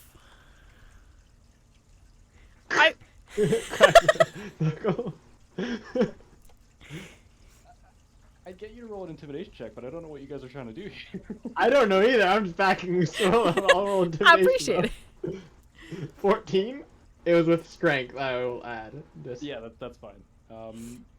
They're intimidated. I don't know what we're doing. I'm just here to back you up. Look, Swill's gonna kind of puff themselves back up again now, having Raiden behind them. All we're trying to do is find the wavy-haired ginger person. Can you help? Oh, yeah, we heard the conversation at the bar. I mean, we were here that night. We saw the same things. They left with the 5 blokes in the black armor. Warehouse on Candle Lane, all that. Okay, hold on. Left with them or left at the dagger point? There's a difference. They were followed. What do you know about the purple shop? Zoblob? That guy's fucking nuts. Right? What's his deal? He's fucking nuts. How does he stay in business? All he does is sell purple knickknacks. Fuck if I know. I don't run a shop. I drink and play cards. So you've never bought anything there. Do you know anyone who has? No. Well, now you do. Good to meet you. We've bought some purple crap. Apparently he saw him get jumped. This snake thing. What do you know about that? Well, you're fucking nuts too. What snake thing? Thank you. Oh, wait. It's a snake with wings. We saw it somewhere. We saw it somewhere, right? Zoblob told you that one of them had it tattooed on them, and the barkeep also told you to look for a snake symbol on the warehouse door. That's how you'd find the place. Yeah. This snake symbol. Who owns that? Whose is that? Oh, it's not really business to get into, I'm afraid. We don't want any trouble. We're just trying to play cards here. A sword just onto the table. Can we hear them at the bar? These guys are not at the bar. They're at a table off to the side. I know. I'm at the bar. I'm asking if I can hear them. Oh, yeah. It's not a very big place. You guys can hear this. Cool. Yeah, it just. So as giant great sword just into the table. Raiden. Right by the hand, like. Whoosh. As Raiden does that, Opal's gonna spin in her chair and just pull out her maul and just. I'm not even gonna get you to roll again. This is just ridiculous. Well, now I'm helping. All the individuals there kind of put their cards down and like sit up straight a little bit and like lean back. The individual you're talking to goes, okay, we don't want any trouble. That symbol usually represents the Zentarim. It's a group of criminal underworld people. It's just another gang. I'll type that one out for you guys too. The sword free. I was kind of hoping for trouble. Put the sword back on the back. It's a cool name. I dig it. Now, may we just play our cards and drink? Done it. All right. Thank you for your cooperation. Yes, go back to your go fish or whatever. All right. Thanks, Raiden. Thanks, Opal. And we'll regroup up at the bar. Opal's gonna put her maul back and she's gonna nudge Tanith and in Primordial be like, I think we need to go. As you guys back away from the table, they all kind of resume their game, like side-eyeing you guys, and a couple of them look at each other like, Oh, if Opal makes eye contact with any of them and they give her like a weird side eye, she's just gonna like at them. Just huff. Oh, you're huffing? Just huff at them. Yeah, one of them kind of makes side-eye with you, and like at that just like stares at their cards intently.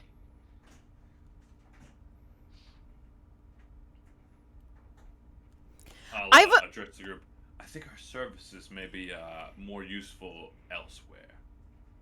And I like nod my head towards the door. On the way out. Oh, I have a really shit-eating question on the way out. I wanted, can I tell if any of the guys playing cards are cheating? Yes. Perception. Perception at disadvantage because you're a little too short for the table. Understood. Shit, and my first roll was a nat 20. Damn it. Oh! You needed 2 of them. Oh, God. That's strictly average with a 10? As far as you can tell, this is a friendly game of 3 Dragon Ante. Do you want to accuse anyone of cheating with absolutely no basis for such? Raiden's going to try to be the last one out. And, if DM lets me flavor-wise, just boom, stomp on the ground on the way out, and where he had split in the table, just splits in half, and all their cards go flying. Oops, and walks out. You know what? Sure. These guys are too intimidated to come after you, and the barkeep doesn't have enough fucks to care about a table being cut in half. That's why he did it. Yeah. It's metal as fuck. Once Okay. we're... So actually, if you guys are leaving the bar at this point, we're going to take a break. Because I remember this time. Hey. Good call. I need to smoke. So let's say, is everybody good with a 15-minute break? Yes. Mhm. Yeah, we'll come I can back deal with at 10:26. Yep. Sounds good.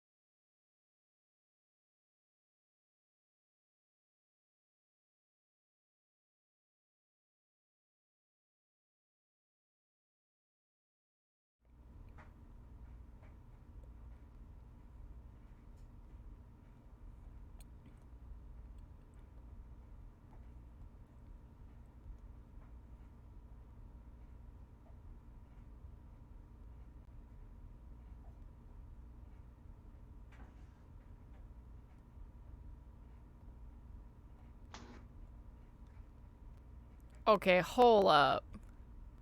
You're changing your character name? Bruh.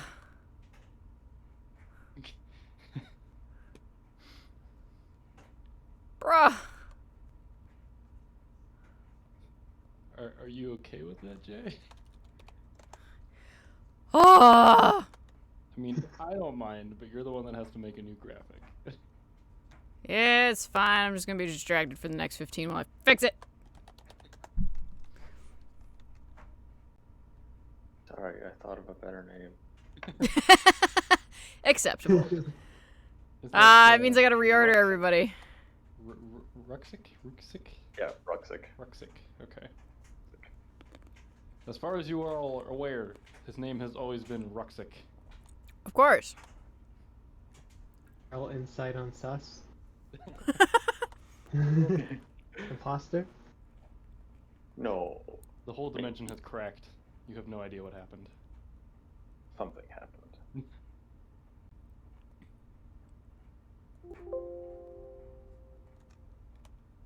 So when Garrett gets back, I'm gonna expedite things a little bit. Remember, as a DM, nothing ever goes as planned. Nope. They Say always that, get sidetracked. I will Always. say that Garrett's and my characters have an idea for a plan. Yep. Okay. So that's what we were gonna suggest next, was like actually going and doing something. Does it involve going to the warehouse? Yes. Okay. Because Ooh. I'm essentially just gonna like say you guys go to the warehouse and find it. I mean, I think like we were gonna go to the warehouse, but it possibly involves splitting the party. So. Oh, that sounds like a terrible idea. Yeah. Splitting the Well, I heart mean, party's very hard. The plan only works with us two, I believe, because of what it is. So Okay. we'll just wait, and then we'll explain it when he gets back, and then if you don't like it, We'll see what happens. We'll see if people die today. It's usually a bad idea for low-level parties to start splitting up. Bad for high-level parties to split up sometimes, depending. Yeah, but then you're more capable. Like right now, we're pretty fucking weak. I think, mean, compared to a commoner, we're pretty strong. I think that the two Set the bar pretty dreaded low. the two dreaded sayings are "let's split the party" and "no, just trust me." Hey, so let's And when- split the party and Yeah, just and- trust me, it'll be fine. And when the DM says, "Are you sure?" Yeah. Yep. you sure you want to do that? Alrighty. Or is that a good idea? Wait, Garrett, you have to explain our plan because Right. So Nick might not like it. are we off pause now? Are we? I am back. Stream is resumed. Okay. Okay. Garrett, just so you're aware, Ukir's name was never Ukir. It's Ruxic. Okay, cool. That's fine with me. All right. Yeah, you guys are back. We'll say you guys are now leaving the Skewered Dragon and heading for the warehouse. Based off of descriptions, you pretty much know where it is. It's on Candle Lane. You guys pass there on your way to the Skewered Dragon. There you go. It's still So- about midday.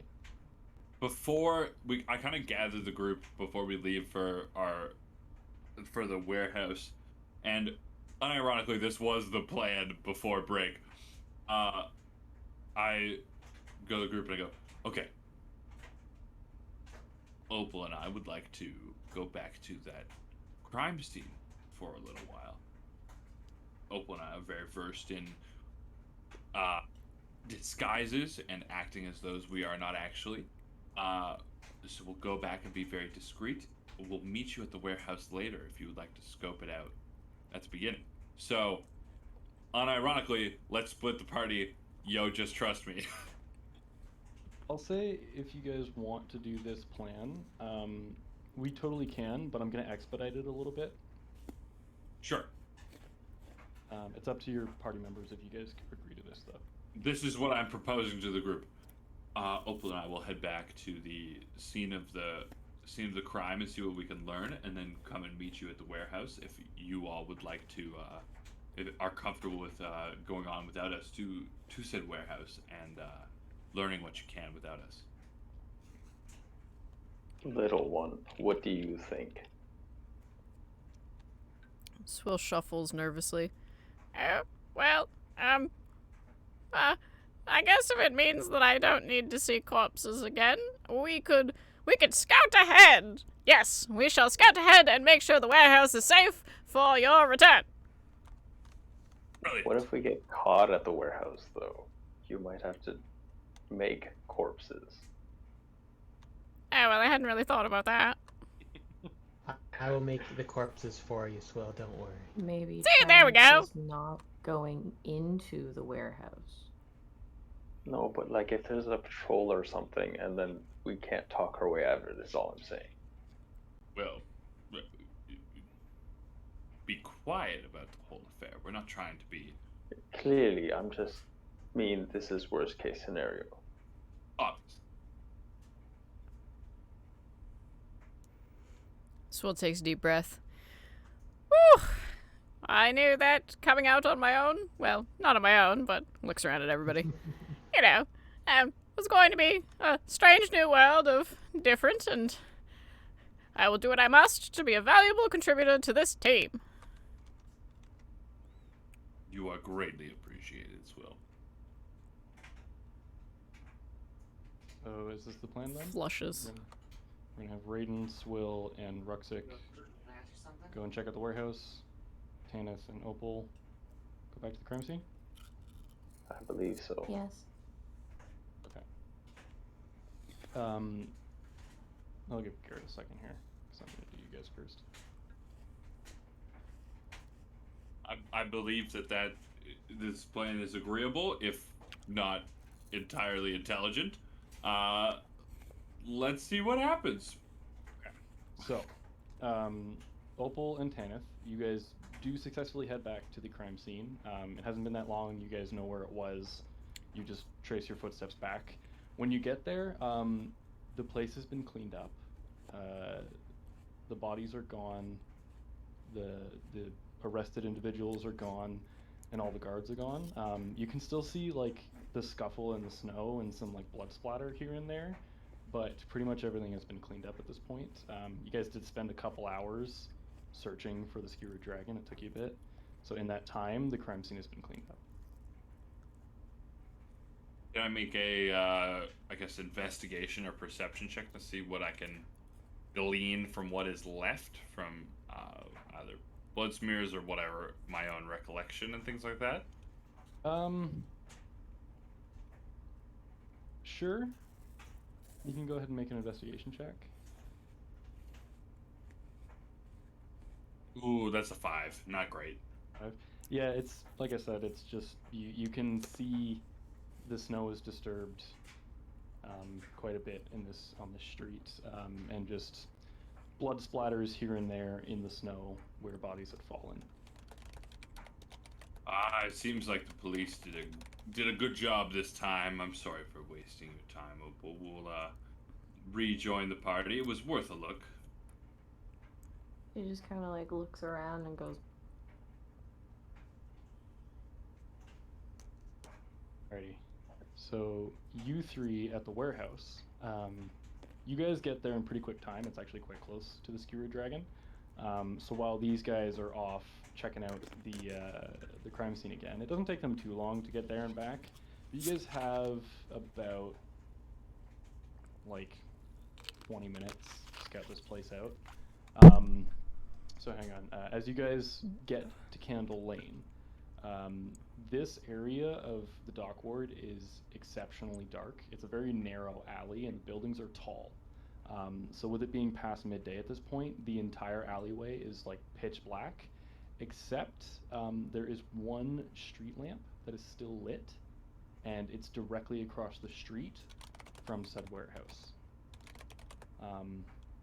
Once you guys kind of get up there, you can see that the flame from this one street lamp, the street lamp is smashed, but the flame is still going. You can see the flame from that street lamp is actually specifically illuminating the winged black snake on the door of this warehouse. From where you are, there is a large metal gate, a courtyard, and then the warehouse.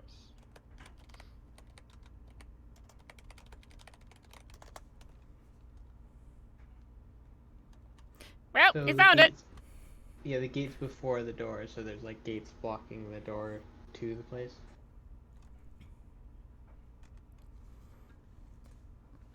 Yeah, it looks a bit like that.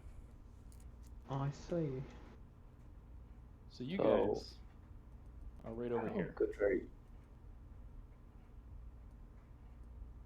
So how good are you at sneaking around over there, Tiny Tim?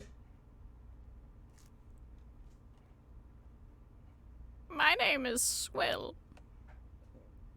Okay, Swill, how good are you at sneaking in places? Swill, Just taking a quick looking around. Nothing dangerous. Swill cracks their fingers. I've been known to steal from the cookie jar without any suspicion. I could hop you over the fence if you're sure you can do this on your own. Swill gulps. I can do it! Let's go. Maybe- Okay. But if there's any danger, you run back here. Or You've we got won't it! see you again. When I throw you over the fence, maybe unlock the fence from the other side so we can get in if it comes to that. Okay, first and foremost, did we check that the gate was locked? No. I'd like to I'll check. check I'd like to. it. I'd like to check if the gate's locked. Check if it's locked. You walk up to it, push it. It opens right up. You did good. Good job unlocking it. All right. Oh, thank you. Yes, it's already going swimmingly. The big, rusty, open gate. All right, Swill is going to crouch down, hold up a fist, make a few other miscellaneous hand signs that even they don't really know what they mean. Look back over their shoulder, nod to you all, look back ahead,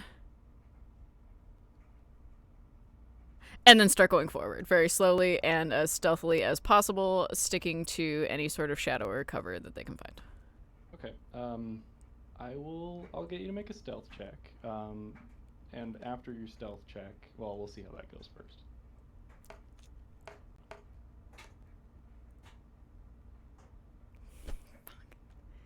Best stat really likes to be 11s. 11s, that's fine. Yeah, you're a little not rusty. You're still getting used to stealthing around in these open environments. You're not really sure where you're hiding, but you're crouched down and you think you're hidden. As you get closer and closer to the building, I'd like you to make a perception check. There's Raiden just pretending not to have known where Swill went. Wow, they're so good at hiding. If Okir knows where she is, they are, he's just looking at them. That one is a 14.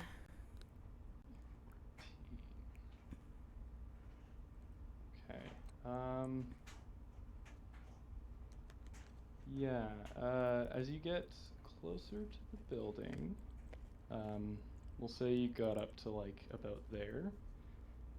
Once you kind of near those doors there, this portion is like a large bay door.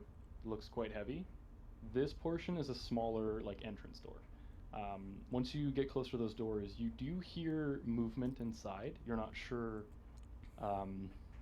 what's going on in there. It could just be workers, could be something else, but you just hear some very general shuffling and movement. And sorry, that was specifically coming from the smaller door? It's coming just from inside. You can just hear it coming through the doors. Are there any sort of windows on either? There's no windows on the doors, but there is a window over here. Okay, first things first, we're gonna tippy toe over that way. Mm-hmm. And we're gonna try and peek in a window. Okay, easy enough. You look in the window. A lot of it is just covered by crates and boxes. You can see through a little bit. It does look like some kind of warehouse, like they told you. But for the most part, all you can see is just boxes, crates, some support pillars, kind of holding up what might be the roof or a second floor. You're not quite sure. Okay, then we're gonna scoot back over to the little door. And standing way off to the side, reach a little hand out and just try to open it like without standing in front of it. Okay, so you're trying to do this stealthily? Trying to. Make a sleight of hand check to see if you can open the door quietly. It is open. And so 14? Okay. Yep. So this door doesn't really have like a doorknob on it or anything. It's more just like a rope that you use to close it. So you just kind of push it open a little bit, not making a sound. You can peek in, and are you attempting to look and see what's in there? We will see what my halfling eyes see. You need to make one more perception check here.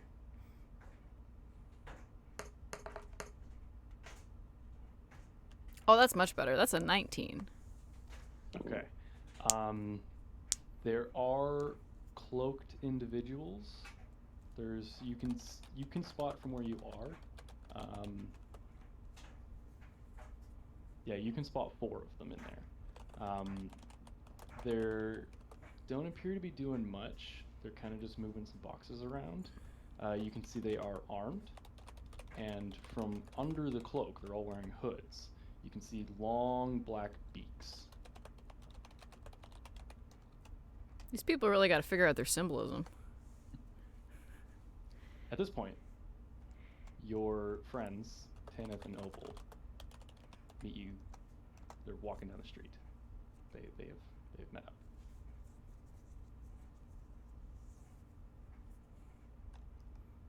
Swill will scurry back over and relay any information about what they saw, as well as making sure to kind of gently let the door close behind them, and same with the gate, making it, appear that nobody was there. All right. Yep, Opal and Tanith, you have arrived on scene. You watch as your new friend Swill exits the courtyard of this warehouse and starts, gesturing and telling things to Raiden and Ruxic. Well, I'll wait to debrief them till they're all there. Okay. Yeah, we'll wait for them. How is the scouting gone?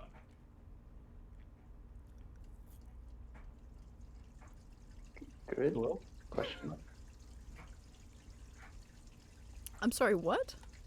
I asked how the scouting went. Oh. Alright.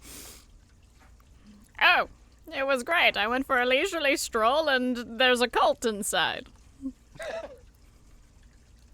What? Also, I'm not really sure if they got the memo about the snake on the door, because they all look like birds. Hold on a minute. No snakes. What kind of birds? Well, they could be snakes underneath the bird mask things. Arr. as you guys are having this conversation, are you attempting to be quiet about it? Yes. I'll attempt to be stealthy, yes. Yes. I will roll for that if you would like. That's all right. Just no stealth roll Yes. needed yet. Okay. Just need to make sure you're not yelling about things in the street. What? No. There's a cult! We should probably go learn more, I suppose. Feel like if this is a cult, like you say, maybe the direct approach isn't exactly our best option. Well, the way I see it is we've got them, and gestures over to Raiden, Opal, and Ruxic. So we make a V, right? We do make a quite the intimidating party, to be sure. Now, Swill, I would like to propose, perhaps, that you or I, or both of us, maybe, try to figure out what we can without alerting the cult. Now, here's some information I would like from you. How many were there, and what type of weaponry and such did they have? Oh, yes, there were 4 of them, and they were armed with boxes. What were they armed with? I didn't actually... Short Boxes. Sorry, short swords? Short swords and short bows. short swords, short bows, and the occasional wooden box. Not very threatening. Wooden boxes seem like the least efficient of those weapons. But thank you. 4 of them, you said. Well, we could likely handle that. How do you feel about this? And What if the boxes all have giant glaives in them? That would be problematic. Yes. Thank you for your insight. Do you think those boxes were the shape or size to have giant glaives in them, Swill? Swill does some mental math. Well, maybe if they were modular. You know, several pieces. Right. Modular glaives to be assembled during combat. So, from looking inside, Swill, the boxes that you would have seen varied in size drastically. Some of them were just little boxes that could be carried easily. Some of them were giant crates. It's very hard to tell what their inventory might be in there. They had boxes of all sizes, from engagement ring to XXXL halibut. There you go. Well, what do you think, my friends? Do you think this is something we can handle directly? If it's just 4 of them, we shouldn't have that much trouble. But how many more of them are there? Is my question. Any hiding in the back, do you think? Maybe. Possible. Like if it's a cult, it's a pretty small cult for 4. Yes, I definitely did not look beyond 4 inches in front of the front door, so the probability of there being more is quite high.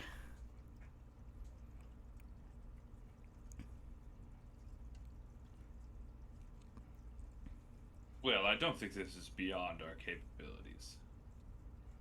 Read it and we'll Oh, draw sorry. the sword. Well, hold on, what is it we're trying to accomplish here? We're still trying to find Floon, are we not? It seems that we're all... In primordial, Opal's gonna say, I don't like the uneasiness of those odds, though. You make a fair point, Opal. I think it would be wise if Swill and I went in together and tried to get a more accurate scope of things, maybe total numbers, and then we storm the front or don't, as is. As long as you come back here... Give us some kind of signal to say for us to come and charge through. I think Yeah. Swill screaming in terror will be a very good sign. Right, Swill? Yeah.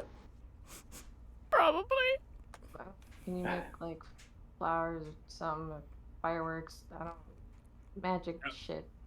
I can only make an illusion at a certain range. So perhaps, the scream is not a terrible idea. Either Swill screaming or me making, I don't know, a chair would be a good signal to come and attack. Okay, hear me out. Hear me out. First time in the field, but we need at least one of these people alive to question them about the whereabouts of Floon, yes? Right. At So- least leave one of them not a corpse. Preferably more than one of them so Swill doesn't go Just out. pick which one you don't want to die. If we can sneak in there far enough, we can set something on fire, because who's going to stick around in a burning building? They're all going to come rushing out the doors that the rest of you will be waiting at. You can kidnap one of them and be on your merry way into the night, and they'll be none the wiser. We don't know what's in those boxes. That could cause a major explosion and you could die. That is a terrifying thought that I'm glad you've thought of. How about a really long wick? We might need supplies. I do have a lot of rope in this bag for nearly no reason, but I have it, so that could probably serve as a wick. One step I have closer. some rope as well. So we lower Swill down Mission Impossible style. All Is right, there a Swill, skylight? I like your plan. Let's execute it and commit grand arson. Shall we? And I Do we now have? proceed. Oh, hold on. Do we have any oil or flammable? I have oil in my backpack as well. I haven't used it for anything else. We will be fine for resources. Well, all right. Grand arson and kidnapping. Let's go. Okay, let's give Proceed this a shot. towards the building, hopefully stealthily, depending on how this roll goes. All right. So Tanith and Swill are the only ones approaching the building at this point. Opal would suggest to Raiden that he takes one side of the exit and I'll take the other side of the exit, and we just grab somebody. You mean like the big doors? Yeah. Are you guys are staying outside the gate there? Yes. Okay. So yeah, stealth checks from both Swill and Tanith. I rolled mine. I have a 18 total. Okay. Okay. And if you guys could move your tokens to the direction you're I heading. cannot. You cannot. That's an issue. I Everybody cannot else? move mine either. But if I put a new one on, I could do it. Oh, I know why. I fucked up. Unbind me, I think friend. Well, I'm gone. So this dotted line is the gate, and this little door is where we're going in. The Sorry, door can into everybody- the building is Where I'm here. picking a purple. Can everybody move now? I can move. Yes. Yeah. Okay, I know what I did wrong there. Yes, so where you guys are standing here is a metal gate with a fence surrounding. This large spot here is a big bay door. It's just a giant wooden, like, sliding bay door. This here is a smaller, just like entrance door. Swill already checked, it is unlocked.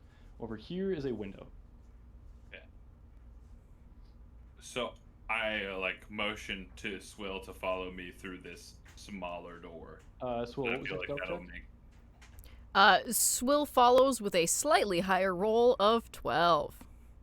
Oh, much higher. So, sorry, Tanith, Then 11. 17, Mine was 18 total. 18, and a 12. Okay.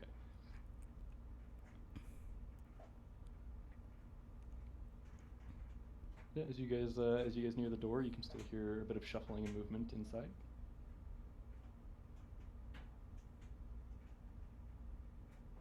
What are you doing? Okay, I will proceed inside as quietly as possible through the unlocked door. You just walking in? Well, I'm trying to sneak in, but I don't see. Well, I guess we could go through the window. That's probably a better option. Can I go test the window, see if that can be opened silently? Sure. Doesn't open. It's just like a glass pane window. Doesn't open. I'm like, fuck. Does the door have like panes in it? Can I see through it? Like, can I No. actually? It does look like it has like an eye slot that can be slid open, but it opens from the inside. Okay. Follow up. I'll try to open the. Oh, sorry. Go ahead. Oh, follow up. I was gonna say, why don't we check the big door, and see if it would I feel lift like- up enough that we could roll under it. But it's a big door. Like It slides to the side, not up. Oh, all right.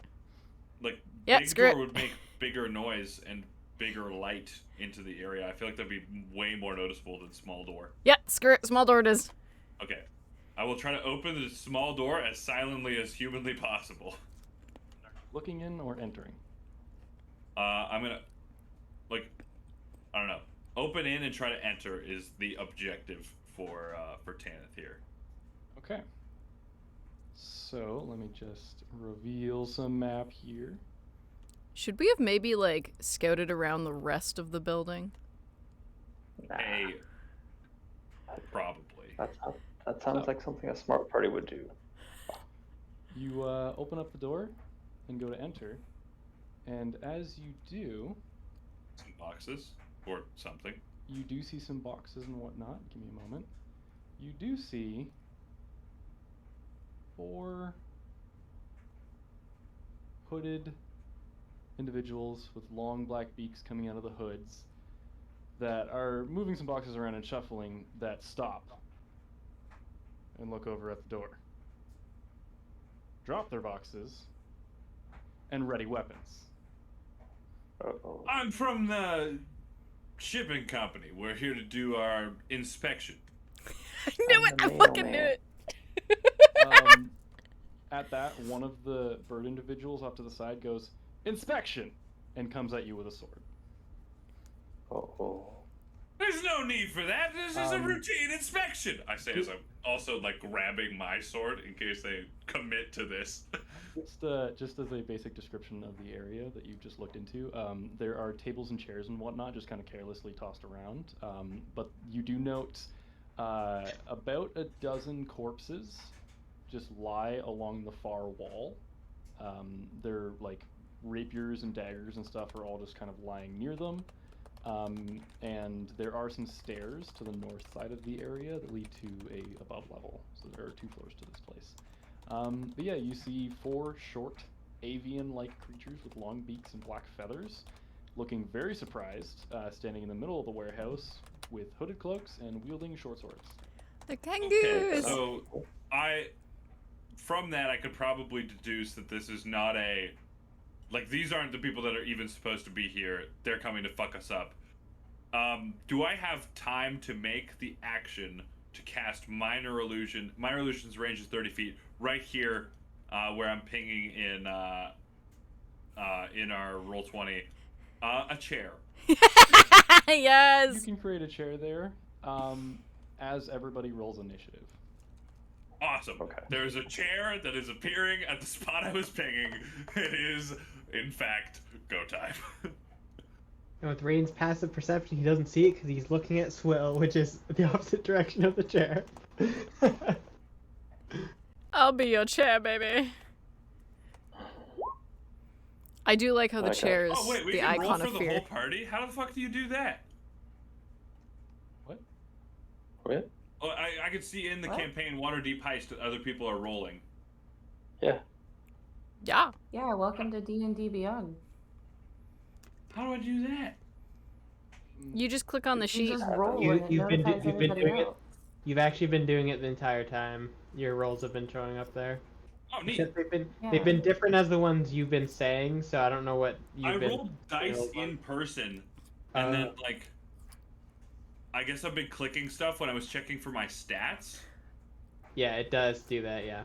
Okay. So your roll So if will I just click- go up there. Oh, sick. Okay. I'm sorry. I'm such a It does boomer math with for this you. shit. It's great. Yeah, this is way better for me. Okay. Initiative roll 19 total. Yeah, this is gonna be way easier for me. I don't Okay. actually have to roll physical dice. I like this a lot better. Swill and Opal, what are your dexterity scores? I'm assuming Swill's is bigger. My base score is a 16 for a modifier of 3. Yeah, your dick is bigger than mine. Go ahead. Swill is Got that big D, EX. before you. Yeah, baby. Also, and- Garrett, don't feel bad. I just learned how to use D&D Beyond, so you are not the only noob. Yeah, no, I was like, just checking all of my shit on the page and then rolling a physical dice and then adding my modifiers. So now I feel like an absolute dumbass. All right, Sure. cool. There's an app too. There's an app. There's You an can have app it on for your this? phone. All right, fuck There's an yeah. app. Okay, we're learning, friends. We are learning. Tanith, Oh you my rolled a God. 19. Yes. Ruxic, would you roll? I got a whole 10. Roll 10. I'll have to change your name on roll 20, but for now, in the initiative order, you are still Luker. Nobody's missing, right? I think I accidentally deleted some people. Man, I thought I was good at this when I counted my spell slot usage. God damn it. Okie dokie. So, at the top of the round here is Swill. You would have been standing behind Tanith as he opened the door and watched as these avian creature individuals looked very surprised and readied weapons. Swill is going to do the ever heroic action of hiding. Lovely. Bonus action hide. Are you hiding outside or are you trying to get inside? Absolutely outside. Okay. We're not getting inside. Yeah, you can just kind of hide to the side behind the door. You know what? Let's not. Oh, okay. Ooh, do I put myself in the corner? Or do I put myself in front of the big-ass door? On this corner, it's easier for them to see you. Oh, alright, we'll go in front of the big-ass door then. As the door kind of swings in, like, this corner swings open to this corner, so they could kind of see out that angle. And then... I mean, we really haven't gone far enough to be out of eye line of our party. We botched this from move 1. Yeah. So as one should. I'm gonna hold action to... No, you know what? I'm gonna get the fuck out of here. We're not getting stuck inside of there. 5, 10, 15... 20. Yeah, we're gonna come out here and let everybody know what happened. All right. Things happened. It went great. Yes. Hello, friends. Everything's fine, except it's not. They're coming. Get ready. Oh, look, a chair. Could you explain? Fight! That's my 6 seconds. Okay. And then, okay, now I will hold action with my short bow for if one of the air quotes bad guys comes within visual. All right. So they'd essentially have to just like come through the door. Yeah. Open the door and get on the floor. Yeah, that is my turn. Thank you. All right. Yeah, Opal, what you got? Okay, so we're gonna have to bear with me here because I have a cat on one hand and I have to push to talk, so I gotta hold the button and then move, then push the button. Anyway, it's a whole big thing. Immediately, she was probably watching Tanith the entire time, so she probably saw him reach for his own weapon. In which case, Maul is out. And I want to... Behind him... Oh, wait, sorry. Scratch that. Maul not out. I apologize. And I'd like to hold an unarmed strike action. If something goes towards him, I want to punch past his head.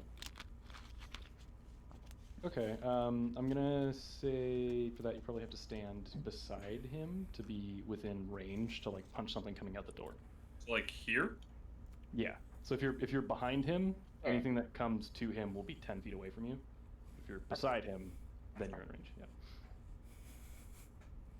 And is that it for you? Yeah, so she's just standing there like... All right. Tanith. All right. What is this? Kind of the 5, only one 10. that has sight on these things right now. So if I cast Fairy Fire here, where I'm pinging, it actually has enough range to touch everybody, I believe, because it's 20 foot. Let me make sure I read this right. 20-foot cube. So that's 10 in every direction, right? So 5, 10 for that guy. Are you casting it like in the corner? If I center it here, like where I'm pinging, like this little cross section right next to this guy, that's 5. Oh, this guy might be out of range then, but I get 3 of them at least, right?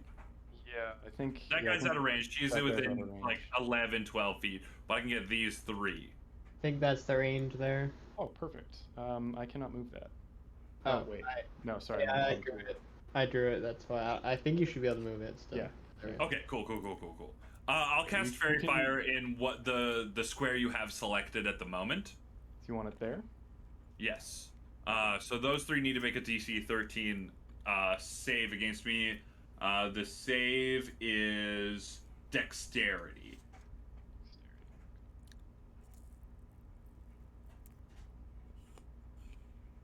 That's 1 fail. What'd you say it was? It was 13? DC 13. Okay.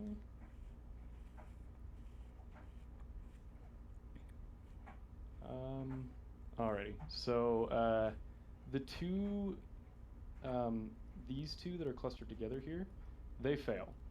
The one down here passes. Okay. So these two, the two that failed, emit light within 10 feet.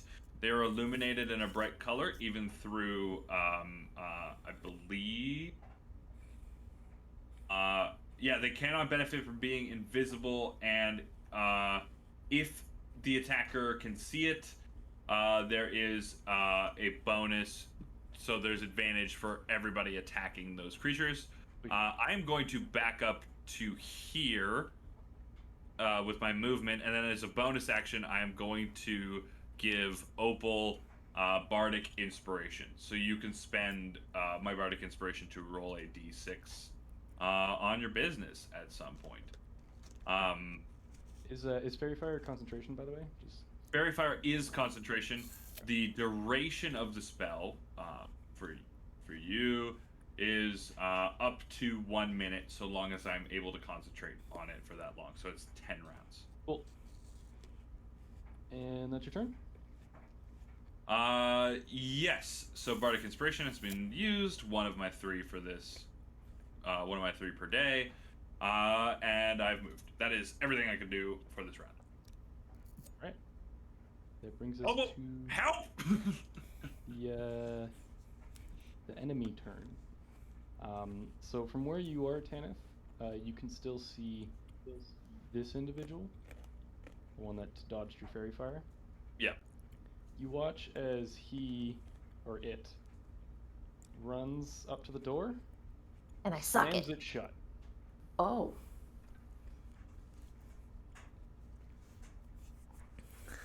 They hide themselves. You guys can no longer see what they're doing. I have a question about that. Does that, can I see through this gate? Like, is it a fence? Did that put him in my eye line? You know what? I suppose it did, yeah. On that guy, you can take a shot. And actually, the 2 that are Fairy Fired, you guys can... is it everybody can see them, or just Tanith? Let me double check. Everyone can see them. Okay. And yes, well, you can see them through walls, though. Oh yeah, because that would be. Yeah, sorry, they are in full cover, not half cover. Yeah. So we can't see them because they're in full cover. Perfect. Okay. Yes. Well, you can make an attack roll against the guy that came into your line of sight. Opal can Can as I well. see him? Yes. Sorry. Yeah. Right up until he closes the door. That's a 13 to hit with a short bow. Just hits. Okay, Now then mine is not successful. No. Oh, What'd you roll? wait. Can I put the Bardic Inspiration on top of that, even though I said it? Yeah, you can. Okay, then that's a 15. That hits as well. You can both roll Nice. damage. I have a very important qualifier question. What's up?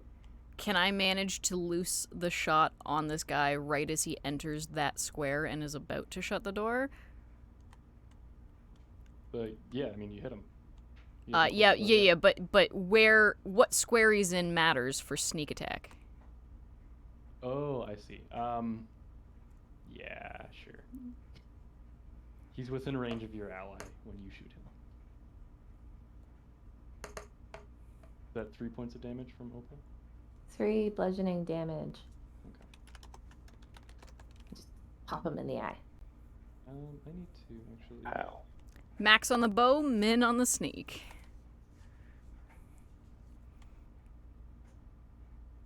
Everyone's sick. So I can better keep track of this. I need to add all their hit points.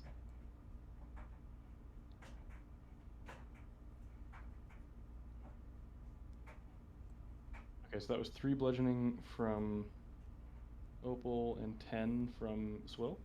Yes. Excuse me, sorry, 10 piercing. Okay. So, yeah, you guys, as this bird individual just runs up to the door, puts one hand on it, and kind of pokes their head out to see what the hell's going on, Opal just, boom, from beside the door, just completely blindsided, and then Swill's arrow just right through the throat, and it drops. Just in Swill the is doorway. wide-eyed and shaking.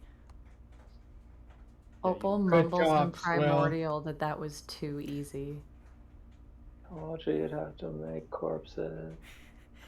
Raiden's praise kind of. Oh, thank you. Ah. So yeah, you guys, from where you're standing, you wouldn't actually have visual on the ones inside anymore. So I'm just going to finish up their turn really quickly.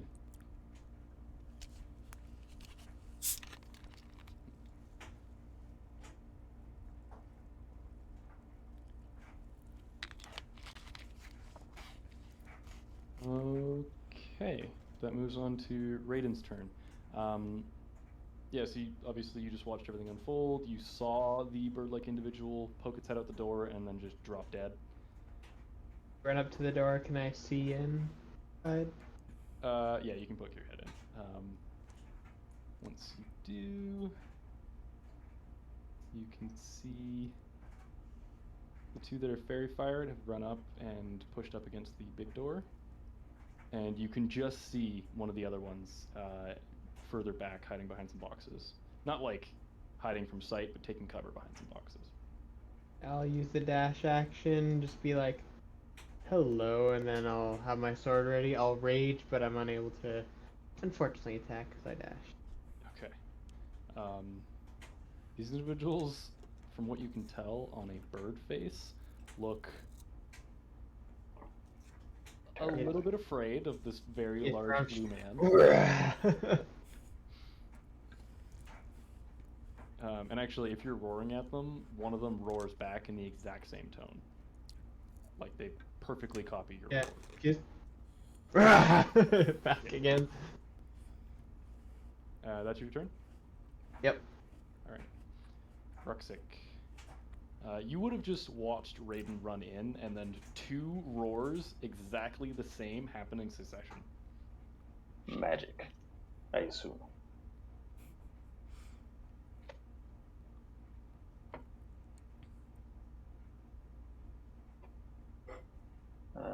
Okay. I don't think I can reach any of them, so I'll just have to move here. Alright, that door is still closed. Yeah, that's as far as I can go though. Wait, 12. No, I can go further. Here. Sorry, where were you standing? Over here. Just outside the door. Like the... You're like right here? Oh, wait, my bad. There you go. Sorry, like your original position. Where were you? Yeah, out by the door. Just a little bit further down from the door. Like right behind where Nissa was.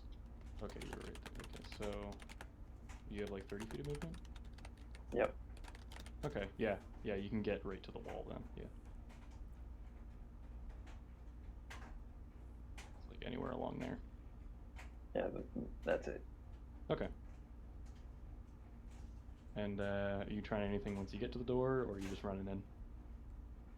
Just running in for now. There's no one out here, and I can't really go further. I will say, meta-wise, you can attempt to open the large door from where you are. My strength's kind of shit. I'll try it though. Okay. That is going to be a strength check to try and get that door open. Can I use athletics? Yeah, athletics check. Okay.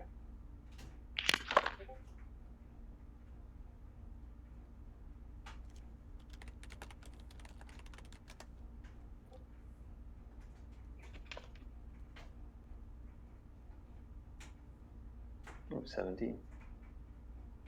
Yeah, you run up to it and grab the this large wooden handle, and just with all your might, you pull it open and push it to the side, and the whole door opens, revealing the two fairy-fired bird individuals right on the other side of it, who are surprised this door just fucking opened up. It was their cover, and you see Raiden standing there with his weapon ready. Well, hello. Can I swipe up now, or that would have been an action to open the door? That's all. All right. Back to the top of the round. Will, you just killed a man. How do you feel? Yeah, but you know, Raiden gave us praise, so we're gonna try and do it more. We're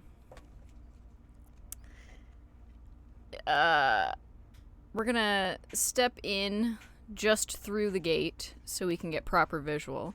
And this door's open now, so we can see these guys. Yeah. Yep. Ruxic just throwing that big door open.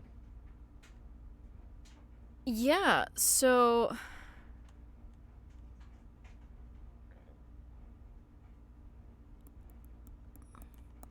Yeah, we're gonna try and shoot the one that's directly in front of Raiden. Alright. And you get advantage from fairy fire. You do. That's really good, because that was a 3 on the die. How about a 22 to hit? Ooh, baby! Miss. I knew that was the boss. And because an ally's within 5 feet, that's going to be with the sneak attack damage in total for another 10 piercing. Alright, you said you're shooting the one in front of, Raiden. Yeah, this one right here. For another 10. So yeah, you take a shot at him, and he's facing, it's facing Raiden right now, so you kind of just nail it in the back of the shoulder, and it kind of, like, lurches forward a bit. It looks back. That definitely hurt, but it stays standing. And then I'd like to bonus action hide on the other side of this gate. Okay, I'm assuming the gate's got a little more to it than, like, the fencing around it. it's like bars. It's not really cover. Fuck it, we're still gonna try. Okay. Yeah, that's it. That's all. Thanks. What'd you roll for stealth? Oh, you stealth deck? Oh. I didn't know you were gonna let me roll for that. You can if you want. You can try. Alright. It's a 15. 15?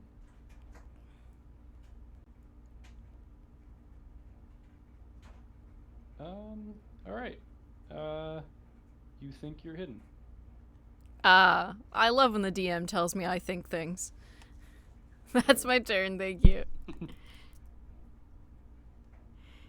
Back around to Opal. You were very surprised as Swill Well, just now, killed the person yeah. you punched. And now there's a door, and I can Yes. I can see the other one now. But I still don't have my maul, so we're gonna go punch him in the face.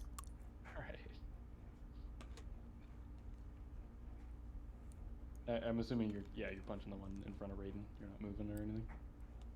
Electronic dice don't like me today. That's an 8. You get advantage. Yeah, they're fairy You fire. get advantage on them. I put fairy fire on them. Just don't roll lower than 8. Oh no, did you? That was a 19 on the dice for a 23, baby. Let's Do it. go! And if this is unarmed, it's just like 3 damage It's every just time. 3. I'm just clocking another one in the head. Oh, I keep doing this wrong. Is my roll 20 not updating properly? Is Opal punching this guy? Am I pinging? Yep. Yeah. Yeah. Okay, so you would be like moving. No, she can stay there. Yeah, it's Oh, within shit, 10 feet okay. of me. That door's open now. Oh, Yeah, right. yeah, Sorry. okay. My imagination is not working the way it should. Rules question actually for people that know: is armed strikes automatically non-lethal? Yes, I unless you have mean- the feet. I far thought as I it know. was depending on the player, and like Yeah, you I've just always pick- been asked the question. Yeah. I'm gonna say you would have had to state otherwise. So yeah, you. You're always Block this proficient. guy. You deal 1+ your strength modifier. Yeah, but I've always known it as I can decide if it's non-lethal or lethal. Yeah. So, yeah, as far as chosen. rules as written, I'm pretty positive that there is no stipulation that says an unarmed strike has to be anything. Right. It's usually auto, yeah. They can choose. So Raw is in 5e. Raw would say that it's always just regular damage. That there isn't such a thing as like non-lethal damage unless specified. So you're doing lethal damage unless you say so. Yeah. Yes. Because you did not state it, you clock this guy in the back of the head. He falls to the ground, and now he's bleeding from the skull. You hit him so hard he died.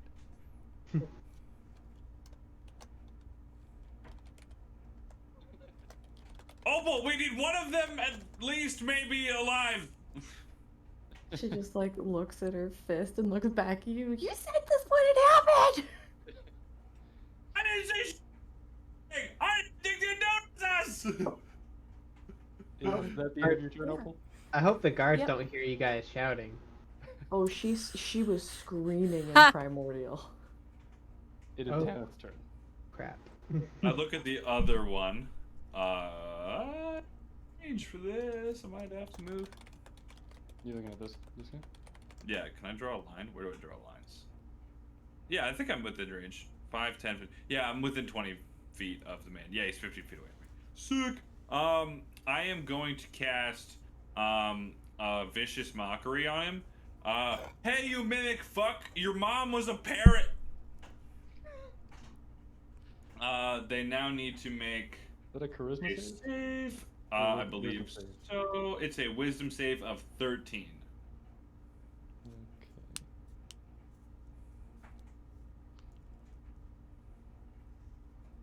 Okay. Yeah. So what did you say? Your mom was a parrot? Your mom was a parrot. Okay. It turns and looks at you and goes, "Your mom is a parrot," in the exact same voice, and doesn't seem affected. It saved. Well, that was rude. And then I will play a sad riff on my viola, and I will give Opal another set of bardic inspiration. And I will stay where I am. Honestly, I don't think I'm getting hit by stuff right now, so I'm happy where I'm at. All right. Yeah. So now we are moving on to the Kenku's turn. The one that is currently fucking surrounded does not like being surrounded. And actually, yep, so the one that is surrounded by you guys and still currently fairy fired is going to run the fuck away. So both Raiden, Oh yeah, sorry. Go ahead. Never mind. yeah, both Raiden and Kruxik get to take opportunity attacks if you like. Non-lethally, I will add. With advantage. With advantage. That's I don't mean to 9 be with a advantage. party pooper, but 9 did this with advantage. Kenku not decide to action disengage? Did it have better things to do? It kind of does, yeah. Now I'm scared. It's a good point, but it still works with what I'm trying to do. Anyway, Krux, the Kruxik. 23. 23 to hit. Yeah, I rolled 2 4s. And 8 damage. 8 damage, okay. What are you attacking with, by the way? Scimitar. Scimitar. Okay. Were you... Yeah, you were attacking with a greatsword.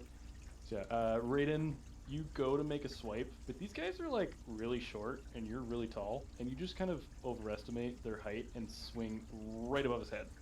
It scares the shit out of him, but you missed. Right. Kruxik, you're right behind this guy. As soon as it takes one stride, you just slash in the back. It staggers, but it keeps going. And it is going to... So that was...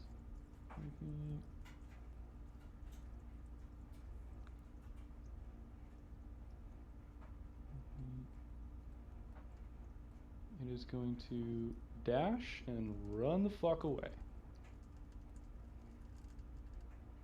You guys still see that token? Nope. No? Okay, cool. Good to know. I suppose actually, because it doesn't have, I wouldn't say it has total cover right now. You guys can still see it with fairy fire, standing right there. Okay. The other one that is currently behind some boxes is actually going to take a shot at Raiden with its short bow. So it kind of jumps up from behind the boxes, takes a shot.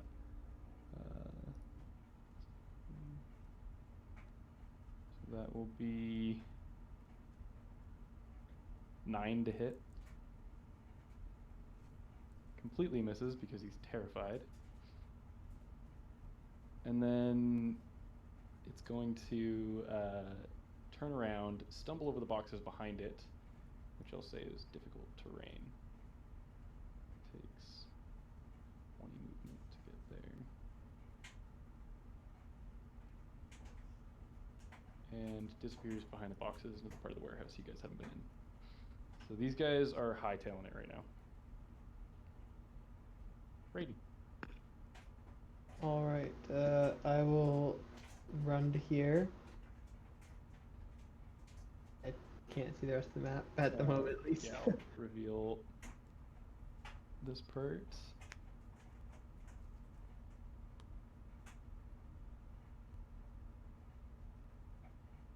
Do you see the one I can just see. kind of ran to the back of the room? This one is running to the stairs and is currently at the bottom of the stairs. And I will dash to here. And annoyingly not be able to attack again as I dash to catch up. That's fine.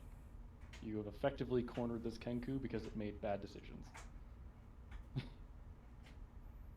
That's all for you? Yep.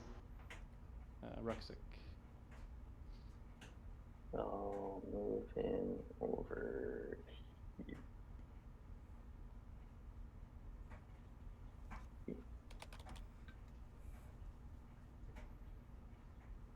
Alright. And you just staying there? Yeah, I don't have any range yet. Well, I do, but it's not equipped. You could dash to get further in if you want. It's okay. Okay. He's moving pretty fast. Alright. You did watch as your new large blue friend just chased after you behind the boxes. So. Okay. Swill. Yeah. Actually, can I just change to my crossbow and then be done? Yeah, sure. You got your crossbow. Okay. So I'm just gonna throw it out there. We are 2 minutes away from hard cutoff time, and we're at the top of the round. You want? Oh, yeah, I guess this is the top of the round, isn't it? Nice thing about Roll20 is it saves where you are in your combat order. So. Yeah. Alright. Yeah. I suppose 11:30 is our hard cutoff. That's okay. We can keep whooping Kenku butt next time. I did kind of envision the Raiden closing the gap there, just like Lightning McQueen, just like, you thought you could get away? Ka-chow! Catches up immediately. Pretty much. Hulking figure with a sword. And did you rage at some point, by the way? I don't think I caught it. I did. Okay. I saw you put the symbol on there. I've been attacked in the meantime, so it stayed up. Okay. When I initially ran into the warehouse, I had raged. Oh. I Yeah. didn't catch that. Oh, yeah. Bonus action. Rage! Only bonus action I have. Alright, yeah. So you guys successfully bought a bunch of random shit from Zoblob. A bunch of random purple shit. Successfully discerned some information from the skewered dragon. They told you that 5 shady individuals jumped your target, Floon, and some other gentleman who the barkeep actually told you his name was Rainer Neverember, who was actually the son of the previous Open Lord of Waterdeep. Just some pretty hefty information. I'll write that down for you guys. But yeah, and you guys aren't sure if if Floon is here, but they told you that this is a warehouse that those 5 shady individuals frequent. Yeah.